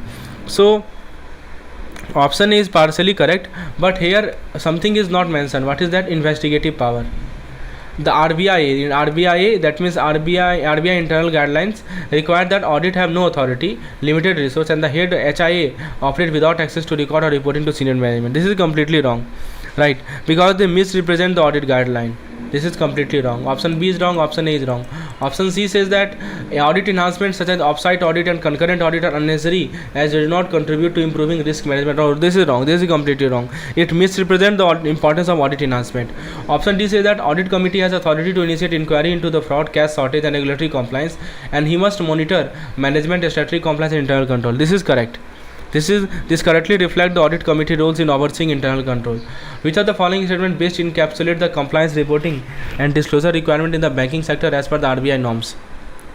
So first option says that compliance reporting involve demonstrating internal audit effectiveness with a uniform reporting structure where breaches are reported to relevant department and overseas branches follow a different system. So this is incorrect because it incorrectly states that overseas branches follow a different system. This is wrong. Overseas branches also follow the same system. Option B says that the bank disclosure requirement mandate that all banks must prepare and disclose CFS with RRB treated as associate while ensuring proper accounting provision for block and master account. Correct. Absolutely correct. Now option C says that the profit and reserve management require bank to transfer 50% of the net profit to the statutory reserve. So this percentage is wrong. This is not 50%. And option D says that reporting breach state that official audit team and functional department report breaches during his visit and ensuring that there is a proper approval process. So option D is covered breaches report but does not fully explain the accounting provision. That's why option D is wrong. Correct answer is option B. Next question, which of the following statement accurately describe the accounting standards and the additional disclosure requirement for bank as per regulatory guideline? So option A says that accounting standard for bank AS5 mandate the disclosure of prior period impact, AS9 immediate revenue recognition disclosure, AS15 bank to disregard ICA guideline for employee benefit. See, this is wrong because AS9 or AS15 wrongly reported here. AS5 is correct. Additional disclosure for bank must include reserve drawdown, customer complaint, ombudsman award, detail about consultation or deposit accurate. SEBI listing regulation effective from 2 September 2015 requires companies to follow accounting standard but do not maintain annual audit. This is wrong. It mandates annual audit. Option D says that the accounting standard like AS18 and AS25. AS18 require bank to disclose related party transaction and AS25 necessitate uniform quarterly disclosure. See, option D is partly correct but incorrectly describe AS25 as requiring quarterly disclosure instead of half yearly disclosure. You can see written here AS25 uniform quarter, it is half yearly. तो Indian contract act और companies act में fraud को अलग अलग तरीक़ों से define किया गया है, जैसे कि झूठी प्रॉमिस, चीज़ें छुपाना या कुछ गलत इन्फॉर्मेशन देना. यहाँ देखिए वही लिखा गया है. फिर उसके बाद दोस्तों अगला पॉइंट है कि फॉर्जरी पे आते हैं, राइट. तो एक चीज़ आप यहाँ देख सकते हैं कि कंपनीज एक्ट में फ्रॉड को कहा गया है act omission to deceive harm companies of stake holder, और जो हमारा रॉन्गफुल गेन है या अनलॉफुल गेन है, लॉस ऑफ प्रॉपर्टी है, वो भी आता है. इंडियन पिनल कोड यानी आईपीसी जो है फ्रॉड को डिफाइन करता है इंटेंट टू डिसीव, और आरबीआई का कोई डायरेक्ट डेफिनेशन नहीं है. इसने misappropriation, breach of trust, इन सब को फ्रॉड के रूप में कहा है. और यदि कैश शॉर्टेज 10,000 से ऊपर हो तो फ्रॉड के रूप में ट्रीट होगा यदि सस्पिशियस हो तो बैंक के पर्सपेक्टिव में. यदि हम फॉर्जरी की बात करें तो यह किसी डॉक्यूमेंट को बदल के नया बनाने के लोगों को धोखा देना, मतलब आपके पास डॉक्यूमेंट है उसको बदल दिया गया और नया बना के लोगों को धोखा देना होता है. और हमारा इंडियन पैनल कोड के अंदर अगर आपने किसी और के नाम से डॉक्यूमेंट बनाए या फेक क्लेम किए तो वो फॉर्जरी के अंदर आता है. तो डिसीव है आईपीसी सेक्शन 463 के अंदर और फॉल्स डॉक्यूमेंट हमारा सेक्शन 464 के अंदर आता है. और दोस्तों बैंकिंग फ्रॉड भी काफ़ी कॉमन है, जिसमें एम्प्लॉय, बोरोवर और थर्ड पार्टी जैसे बिल्डर भी इन्वॉल्व हो सकते हैं, जैसे कि फेक एफडी बनवाना, फिक्सिशियस नेम का यूज़ करना, राइट, फेक एफडी बनवाना. फिर यहाँ देख सकते हैं कि स्टॉक की वैल्यू बढ़ा के दिखाना, जिसको इन्फ्लेटेड स्टॉक बोलते हैं. ये एम्प्लॉयर के लिए फेक आईडी, फेक एफडी. फिर बोरोवर के लिए इन्फ्लेटेड स्टॉक या आइडेंटिटी थेफ्ट. और थर्ड पार्टी के लिए क्या है, थर्ड पार्टी के लिए builders, warehouse and document fraud. ये सभी फ्रॉड के डिफरेंट टाइप्स होते हैं, राइट. तो चलिए अब हम लोग आगे बढ़ते हैं और बैंकिंग और साइबर फ्रॉड को डिस्कस करते हैं.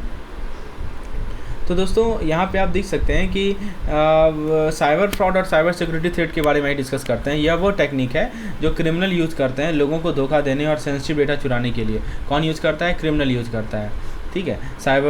कॉमन साइबर फ्रॉड की बात की जा रही है. तो पहले कुछ कॉमन साइबर फ्रॉड को देखते हैं, जैसे कि फेक प्रोफाइल बनाना, सिम को क्लोन करना, वॉलेट से पैसा डिडक्ट करना, card skimming, UPI scam, right. तो ये सभी कुछ इंपॉर्टेंट हमारे साइबर फ्रॉड हैं. तो अब देखिए यहाँ पे कुछ इंपॉर्टेंट पॉइंट है, जैसे आप यहाँ एनीडेक्स दे सकते हैं, टीम व्यूअर. यहाँ पे आप देखिए नाम लिखा गया है एनीडेक्स और टीम व्यूअर. तो एनीडेक्स और टीम व्यूअर से भी लोगों को ट्रैप किया जा सकता है. आइडेंटिटी थेफ्ट और रिमोट एक्सेस ऐप, जैसे ये सब क्या ऐप हैं? आइडेंटिटी थेफ्ट ऐप है, रिमोट एक्सेस मालवेयर ऐप है, जैसे कि एनीडेक्स और टीम व्यूअर, राइट.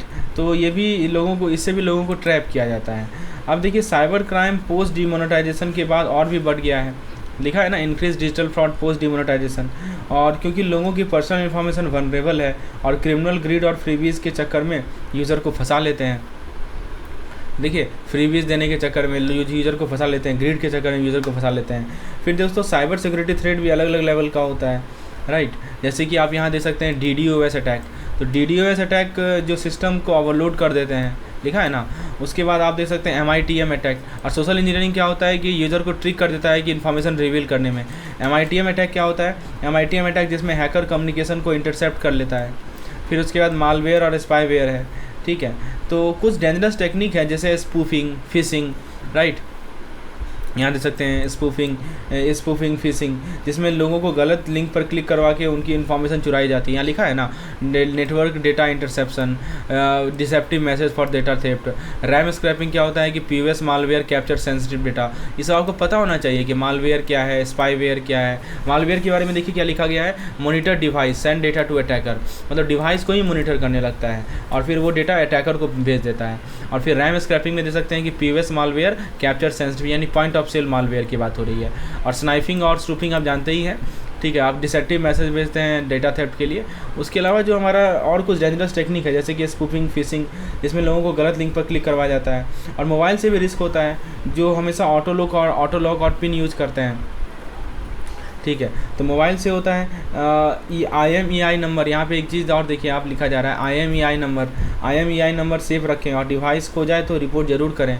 लिखा है ना कि ऑटो लॉक जरूर रखें, मोबाइल की सिक्योरिटी बताई जा रही है।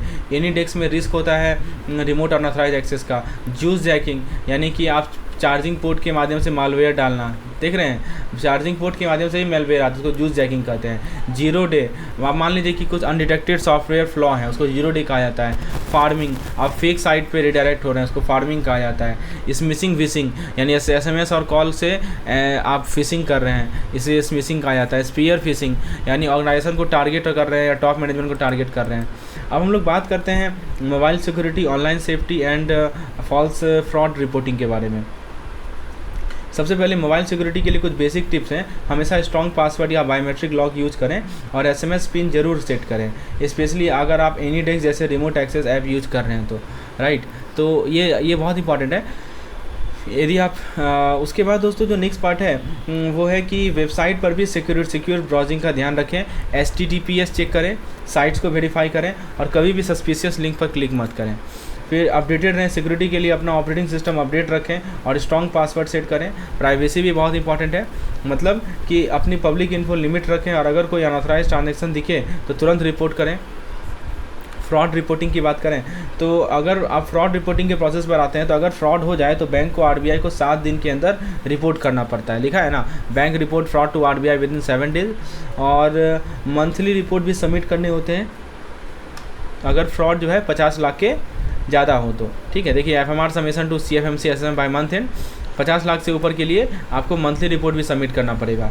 और अगर सिर्फ फ्रॉड अटैम्प्ट हो तो उसका भी रिपोर्ट 10 लाख से ज़्यादा होने पर दिया जाता है। लिखा है 50 मिलियन से ऊपर है तो 50 लाख के ऊपर है तो submit within a week. और उसके बाद दोस्तों यह टाइमली रिपोर्टिंग और मॉनिटरिंग स्टाफ की अकाउंटेबिलिटी के लिए बहुत ज़रूरी होता है। अब थोड़ा सा हम लोग फ्रॉड रिपोर्टिंग और मॉनिटरिंग पे बात करते हैं। तो जब भी 1 लाख से ज़्यादा का फ्रॉड होता है ना तो यहाँ देखिए लिखा गया है, पहले मैंने बताया कि सबमिट का FMR to RBI CFMC SSM with 7 day month end. और यदि 1 लाख के ऊपर का आपका फ्रॉड है तो उसकी रिपोर्टिंग बोर्ड को की जाती है और अगर स्टाफ इन्वॉल्व हो तो उनके ऊपर भी एक्शन लिए जाते हैं। देखिए यहाँ लिखा हुआ है, यहाँ देखिए 0.1 मिलियन मतलब 1 लाख के ऊपर फ्रॉड, बोर्ड को रिपोर्टिंग किया जाएगी, एक्शन लिया जाएगा स्टाफ पे, राइट। और एक चीज़ यहाँ देखिए फ्लैश रिपोर्ट कहा जाता है 50 मिलियन के ऊपर के फ्रॉड के लिए submit within a week, ठीक है। और फिर अटेम्प्टेड फ्रॉड के लिए यदि 10 मिलियन के ऊपर का अटैम्प्ट है तो ACB को एनुअल ऑडिट कमेटी बोर्ड को कि RBI को करने की आवश्यकता नहीं है। FIR प्रोसेस क्या होता है कि ब्रांच सिक्योर करेगा डॉक्यूमेंट को। अच्छा एक और चीज़, तो मैंने क्या बोला कि 1 लाख के ऊपर है फ्रॉड तो उसको बोर्ड को रिपोर्ट करना होगा और यदि स्टाफ है तो उस पर एक्शन लेना पड़ेगा। अच्छा यदि मान लीजिए कि आपका 1 करोड़ के ऊपर है तो यहाँ देखिए 10 मिलियन मतलब 1 करोड़ होता है, 1 करोड़ से ज़्यादा केस है तो उसके लिए एक स्पेशल कमेटी बनती है जो बोर्ड लेवल पर काम करती है, जिसको बोर्ड लेवल कमेटी बोलते हैं। यह कमेटी मेजर केसेस को रिव्यू करती है और अगर रिपोर्टिंग में डिलेज हो तो फिर अकाउंटेबिलिटी भी इशू करती है। यहाँ लिखा है ना इन्फोर्स अकाउंटेबिलिटी। बैंक अपनी फ्रॉड रिस्क पॉलिसी को आरबीआई के रूल के हिसाब से अपडेट करते हैं, और अगर रिपोर्टिंग में डिले या इनएक्शन होता है तो बैंकिंग रेगुलेशन एक्ट के सेक्शन 47A के तहत पेनल्टीज भी लगा सकती है। उसके बाद दोस्तों यह प्रोसीड्यूर फ्रॉड को मैनेज और मॉनिटर करने में हेल्प करते हैं। तो ये सब हमें याद रखने हैं, ये सब पॉइंट हमें ध्यान रखने हैं। उसके बाद एक आप यहाँ देख सकते हैं कि कमेटी का रिव्यू क्वार्टरली होगा, एनुअल फ्रॉड रिव्यू होगा, और फ्लैश रिपोर्ट 50 मिलियन के ऊपर के फ्रॉड के लिए 1 वीक के अंदर सबमिट करना है। अटेम्प्टेड फ्रॉड में जो आपका 10 मिलियन के ऊपर है उसको एनुअल कमेटी और ऑडिट कमेटी बोर्ड को आपको सबमिट करना है। ठीक है, आरबीआई की आवश्यकता नहीं है। अच्छा, अब थोड़ा सीटीएस के बारे में बात करते हैं, चेक हैंडलिंग के बारे में। देखिए, बैंक को इंश्योर करना होता है कि सिर्फ सीटीएस 2010 स्टैंडर्ड चेक ही यूज हो ताकि सिक्योरिटी हाई रहे। और दूसरी बात कि अगर 2 लाख के ऊपर का, यहाँ देखिए, यदि 2 लाख के ऊपर का चेक है तो उस पर यूवी वेरिफिकेशन होता है, और अगर 5 लाख से ज़्यादा का चेक है तो मल्टीपल लेवल चेक की जाती हैं। ठीक है, ये 2 चीज़ ध्यान रखिएगा। नए अकाउंट को भी क्लोजली मॉनिटर किया जाता है। सेफ्टी के लिए एसएमएस अलर्ट भी इंपॉर्टेंट है, जैसे चेक क्लियर होने पर पेयर और ड्रॉअर को नोटिफिकेशन मिलता है। अगर 1 करोड़ से ज़्यादा का फ्रॉड हो या पब्लिक ऑफिसर इन्वॉल्व हो तो उन्हें पुलिस या सीबीआई को रिपोर्ट किया जाता है। लिखा है ना कि आप यदि 1 करोड़ से ऊपर का फ्रॉड हो रहा है तो पुलिस या सीबीआई को रिपोर्ट किया जाएगा, सेंट्रल ब्यूरो ऑफ इन्वेस्टिगेशन। ठीक है, अगर कुछ और फ्रॉड प्रिवेंशन मेजर में आता है पॉजिटिव पे सिस्टम, इसको पीपीएस बोलते हैं। क्या बोलते हैं? यहाँ देखिए, पॉजिटिव पे कहा है ना, PPS.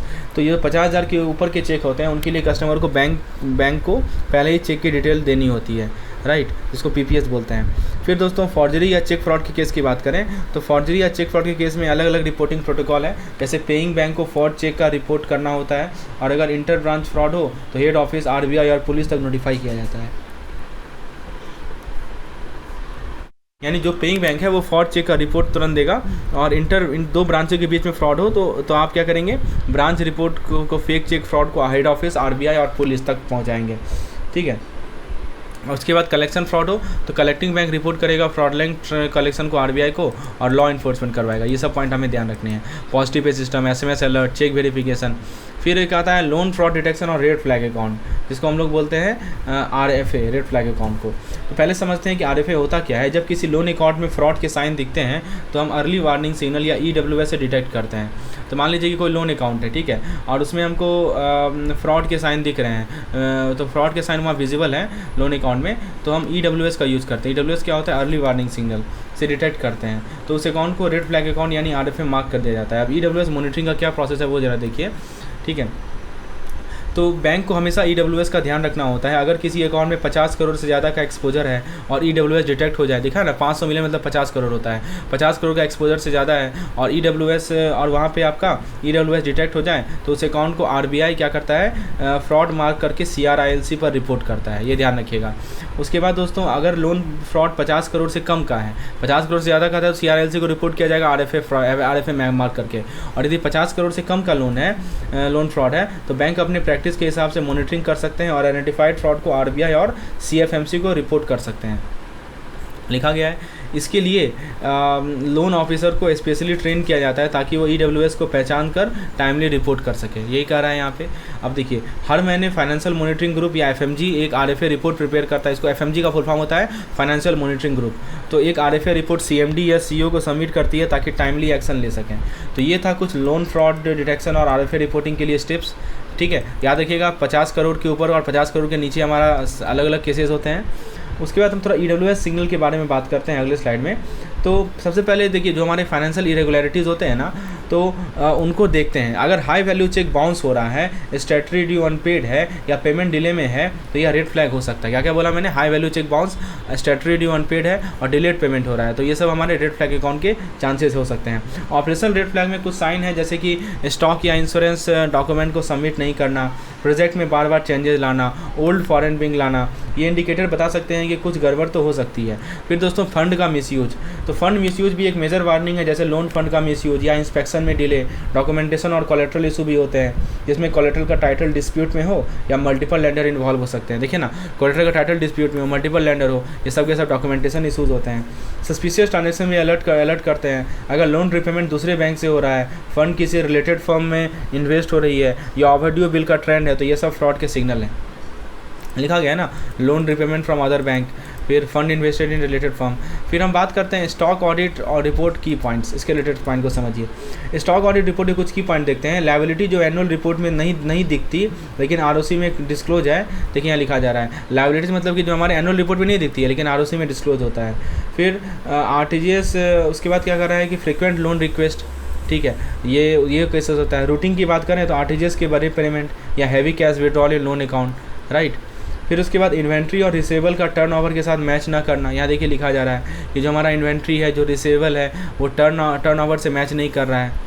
Bill verification, lack of original bill, cash withdrawal में मान लीजिए हैवी विड्रॉल हो रहा है, सब केसेस को हम डिस्कस कर रहे हैं, राइट। करंट एसेट की बात करें तो ये सब के सब जो केसेस आपके सामने है ना, all these are related to our stock audit report. अब देखिए उसके बाद एक है कि आपका आरटीजीएस ट्रांसफर लार्ज पेमेंट होगा, करंट एसेट सिग्निफिकेंट फ्लक्चुएशंस होकर है करंट एसेट में, वर्किंग कैपिटल जो है टर्नओवर के रेस्पेक्ट में हाई बोरोइंग हमने ले रखा है, फिक्स एसेट में इन बढ़ रहा है बिना लॉन्ग टर्म फंड के, मतलब अब फिक्स एसेट लेने का तरीका है लॉन्ग टर्म फंड से या शॉर्ट टर्म फंड से मान लीजिए डाइवर्ट कर रहे हैं, ठीक है, तो ये सभी चीज़ें हैं। अब थोड़ा सा एक पॉइंट बताया जा रहा है अनबिल्ड रेवेन्यू, मतलब सबसे पहले कुछ की इंडिकेटर्स है जैसे कि एनुअल रिपोर्ट में अब देखिए यहाँ पे अनबिल्ड रेवेन्यू जैसे ईयर ओवर ईयर इंक्रीज हो रहा है, inter company deals, large transaction and outstanding amount, ये सब के सब सिग्नल्स हैं फ्रॉड के।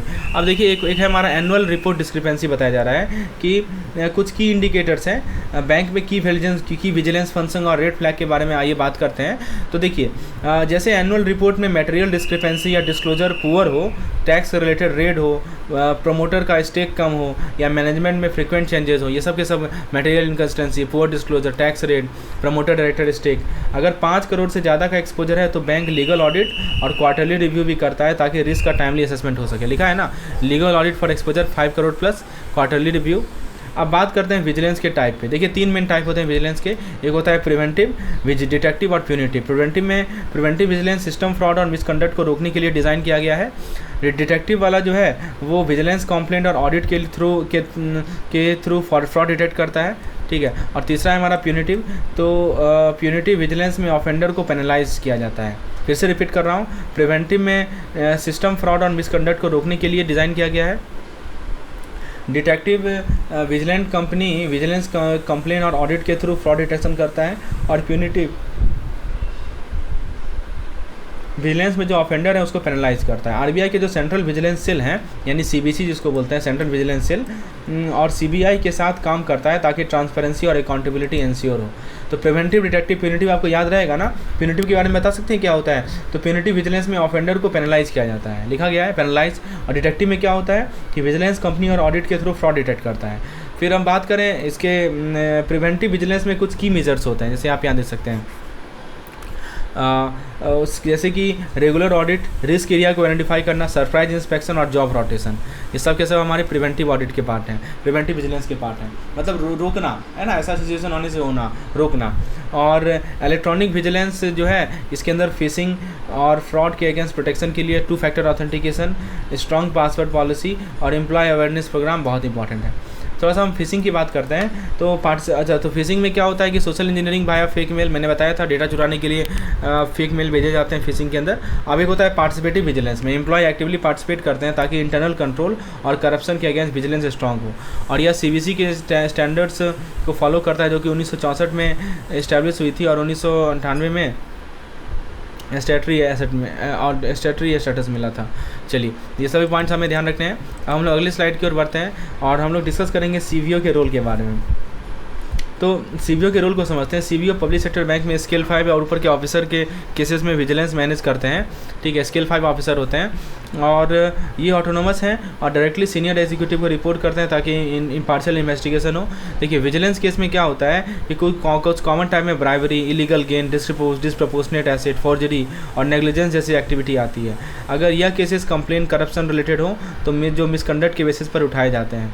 जूनियर ऑफिसर भी करप्शन रिपोर्ट कर सकते हैं और उनकी आइडेंटिटी प्रोटेक्ट की जाएगी। अब यहाँ पे देखिए विजिलेंस का क्या प्रोसीड्यूर होता है।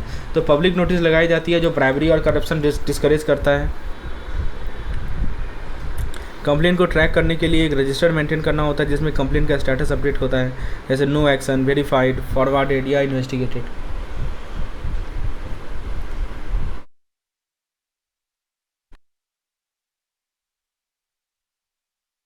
फिर सीवीओ का रोल प्रिवेंटिव और डिटेक्टिव दोनों है, याद रखिएगा, प्रिवेंटिव भी डिटेक्टिव भी है।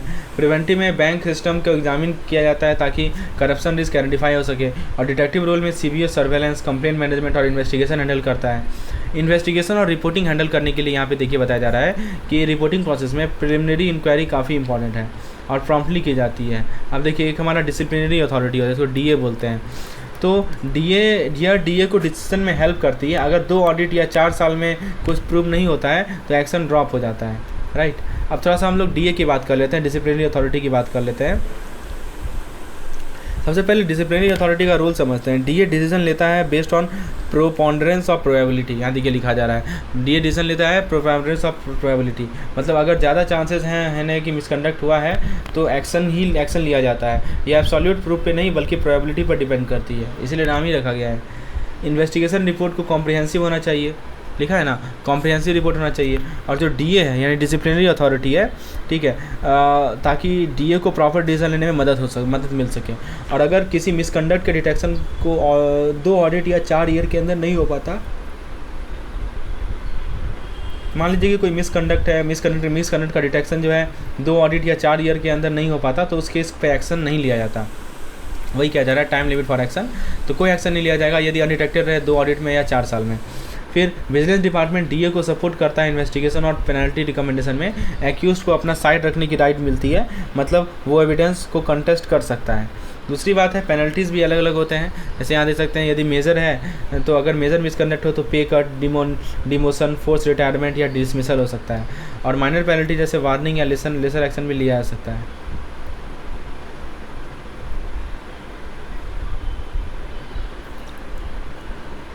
टाइमली डिस्पोजल ऑफ केसेस काफ़ी ज़रूरी है ताकि स्टाफ मोराले डाउन ना हो। यह प्रोसेस गवर्नमेंट और सीबीसी के मॉनिटरिंग में होती है। टाइमली डिस्पोजल यहाँ देखिए बताया जा रहा है टाइमली डिस्पोजल के बारे में।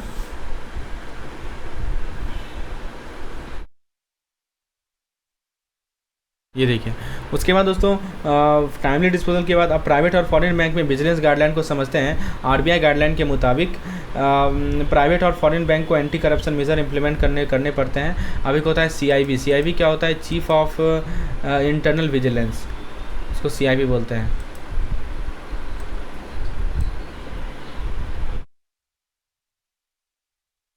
तो ये जो चीफ ऑफ इंटरनल विजिलेंस होते हैं, इनका रोल होता है करप्शन को इन्वेस्टिगेट करना, इंटेलिजेंस गैदर करना और सीईओ को रिपोर्ट करना। सीआईबी पेंडिंग इन्वेस्टिगेशन का मंथली रिव्यू करता है और बोर्ड को रिपोर्ट करता है। तो की प्रैक्टिसेस में सेंसिटिव रोल को आइडेंटिफाई करना और स्टाफ रोटेशन और मैंडेटरी लीव पॉलिसी को इन्फोर्स करना शामिल है। फिर कह रहा है कि कंप्लेन चाहे अनोनिमस हो या नहीं इन्वेस्टिगेशन की जाती है, अगर वो मेरिट पे होती है तो। फिर इन्वेस्टिगेशन प्रोसेस में डिसाइड किया जाता है कि इंटरनल इंक्वायरी होगी या पुलिस को इन्वॉल्व किया जाएगा। स्पेशल केसेस में पुलिस या एसएफआईओ के साथ कोलैबोरेशन होती है, ठीक है। तो ये सब डिसिप्लिनरी प्रोसीडिंग के रिगार्डिंग कुछ पॉइंट है जो कि ध्यान रखने हमें। तो फ्रेंड्स ये था हमारा कंप्लीट लेक्चर। आपको यदि इसकी पीडीएफ की रिक्वायरमेंट है तो हमारे कैप्सूल कोर्स में आप इन्वॉल्व हो सकते हैं। इस नंबर पे मुझे व्हाट्सअप करें या डिस्क्रिप्शन सेक्शन में जाइए, वहाँ पे मैंने लिंक दे रखा है कोर्स का। धन्यवाद।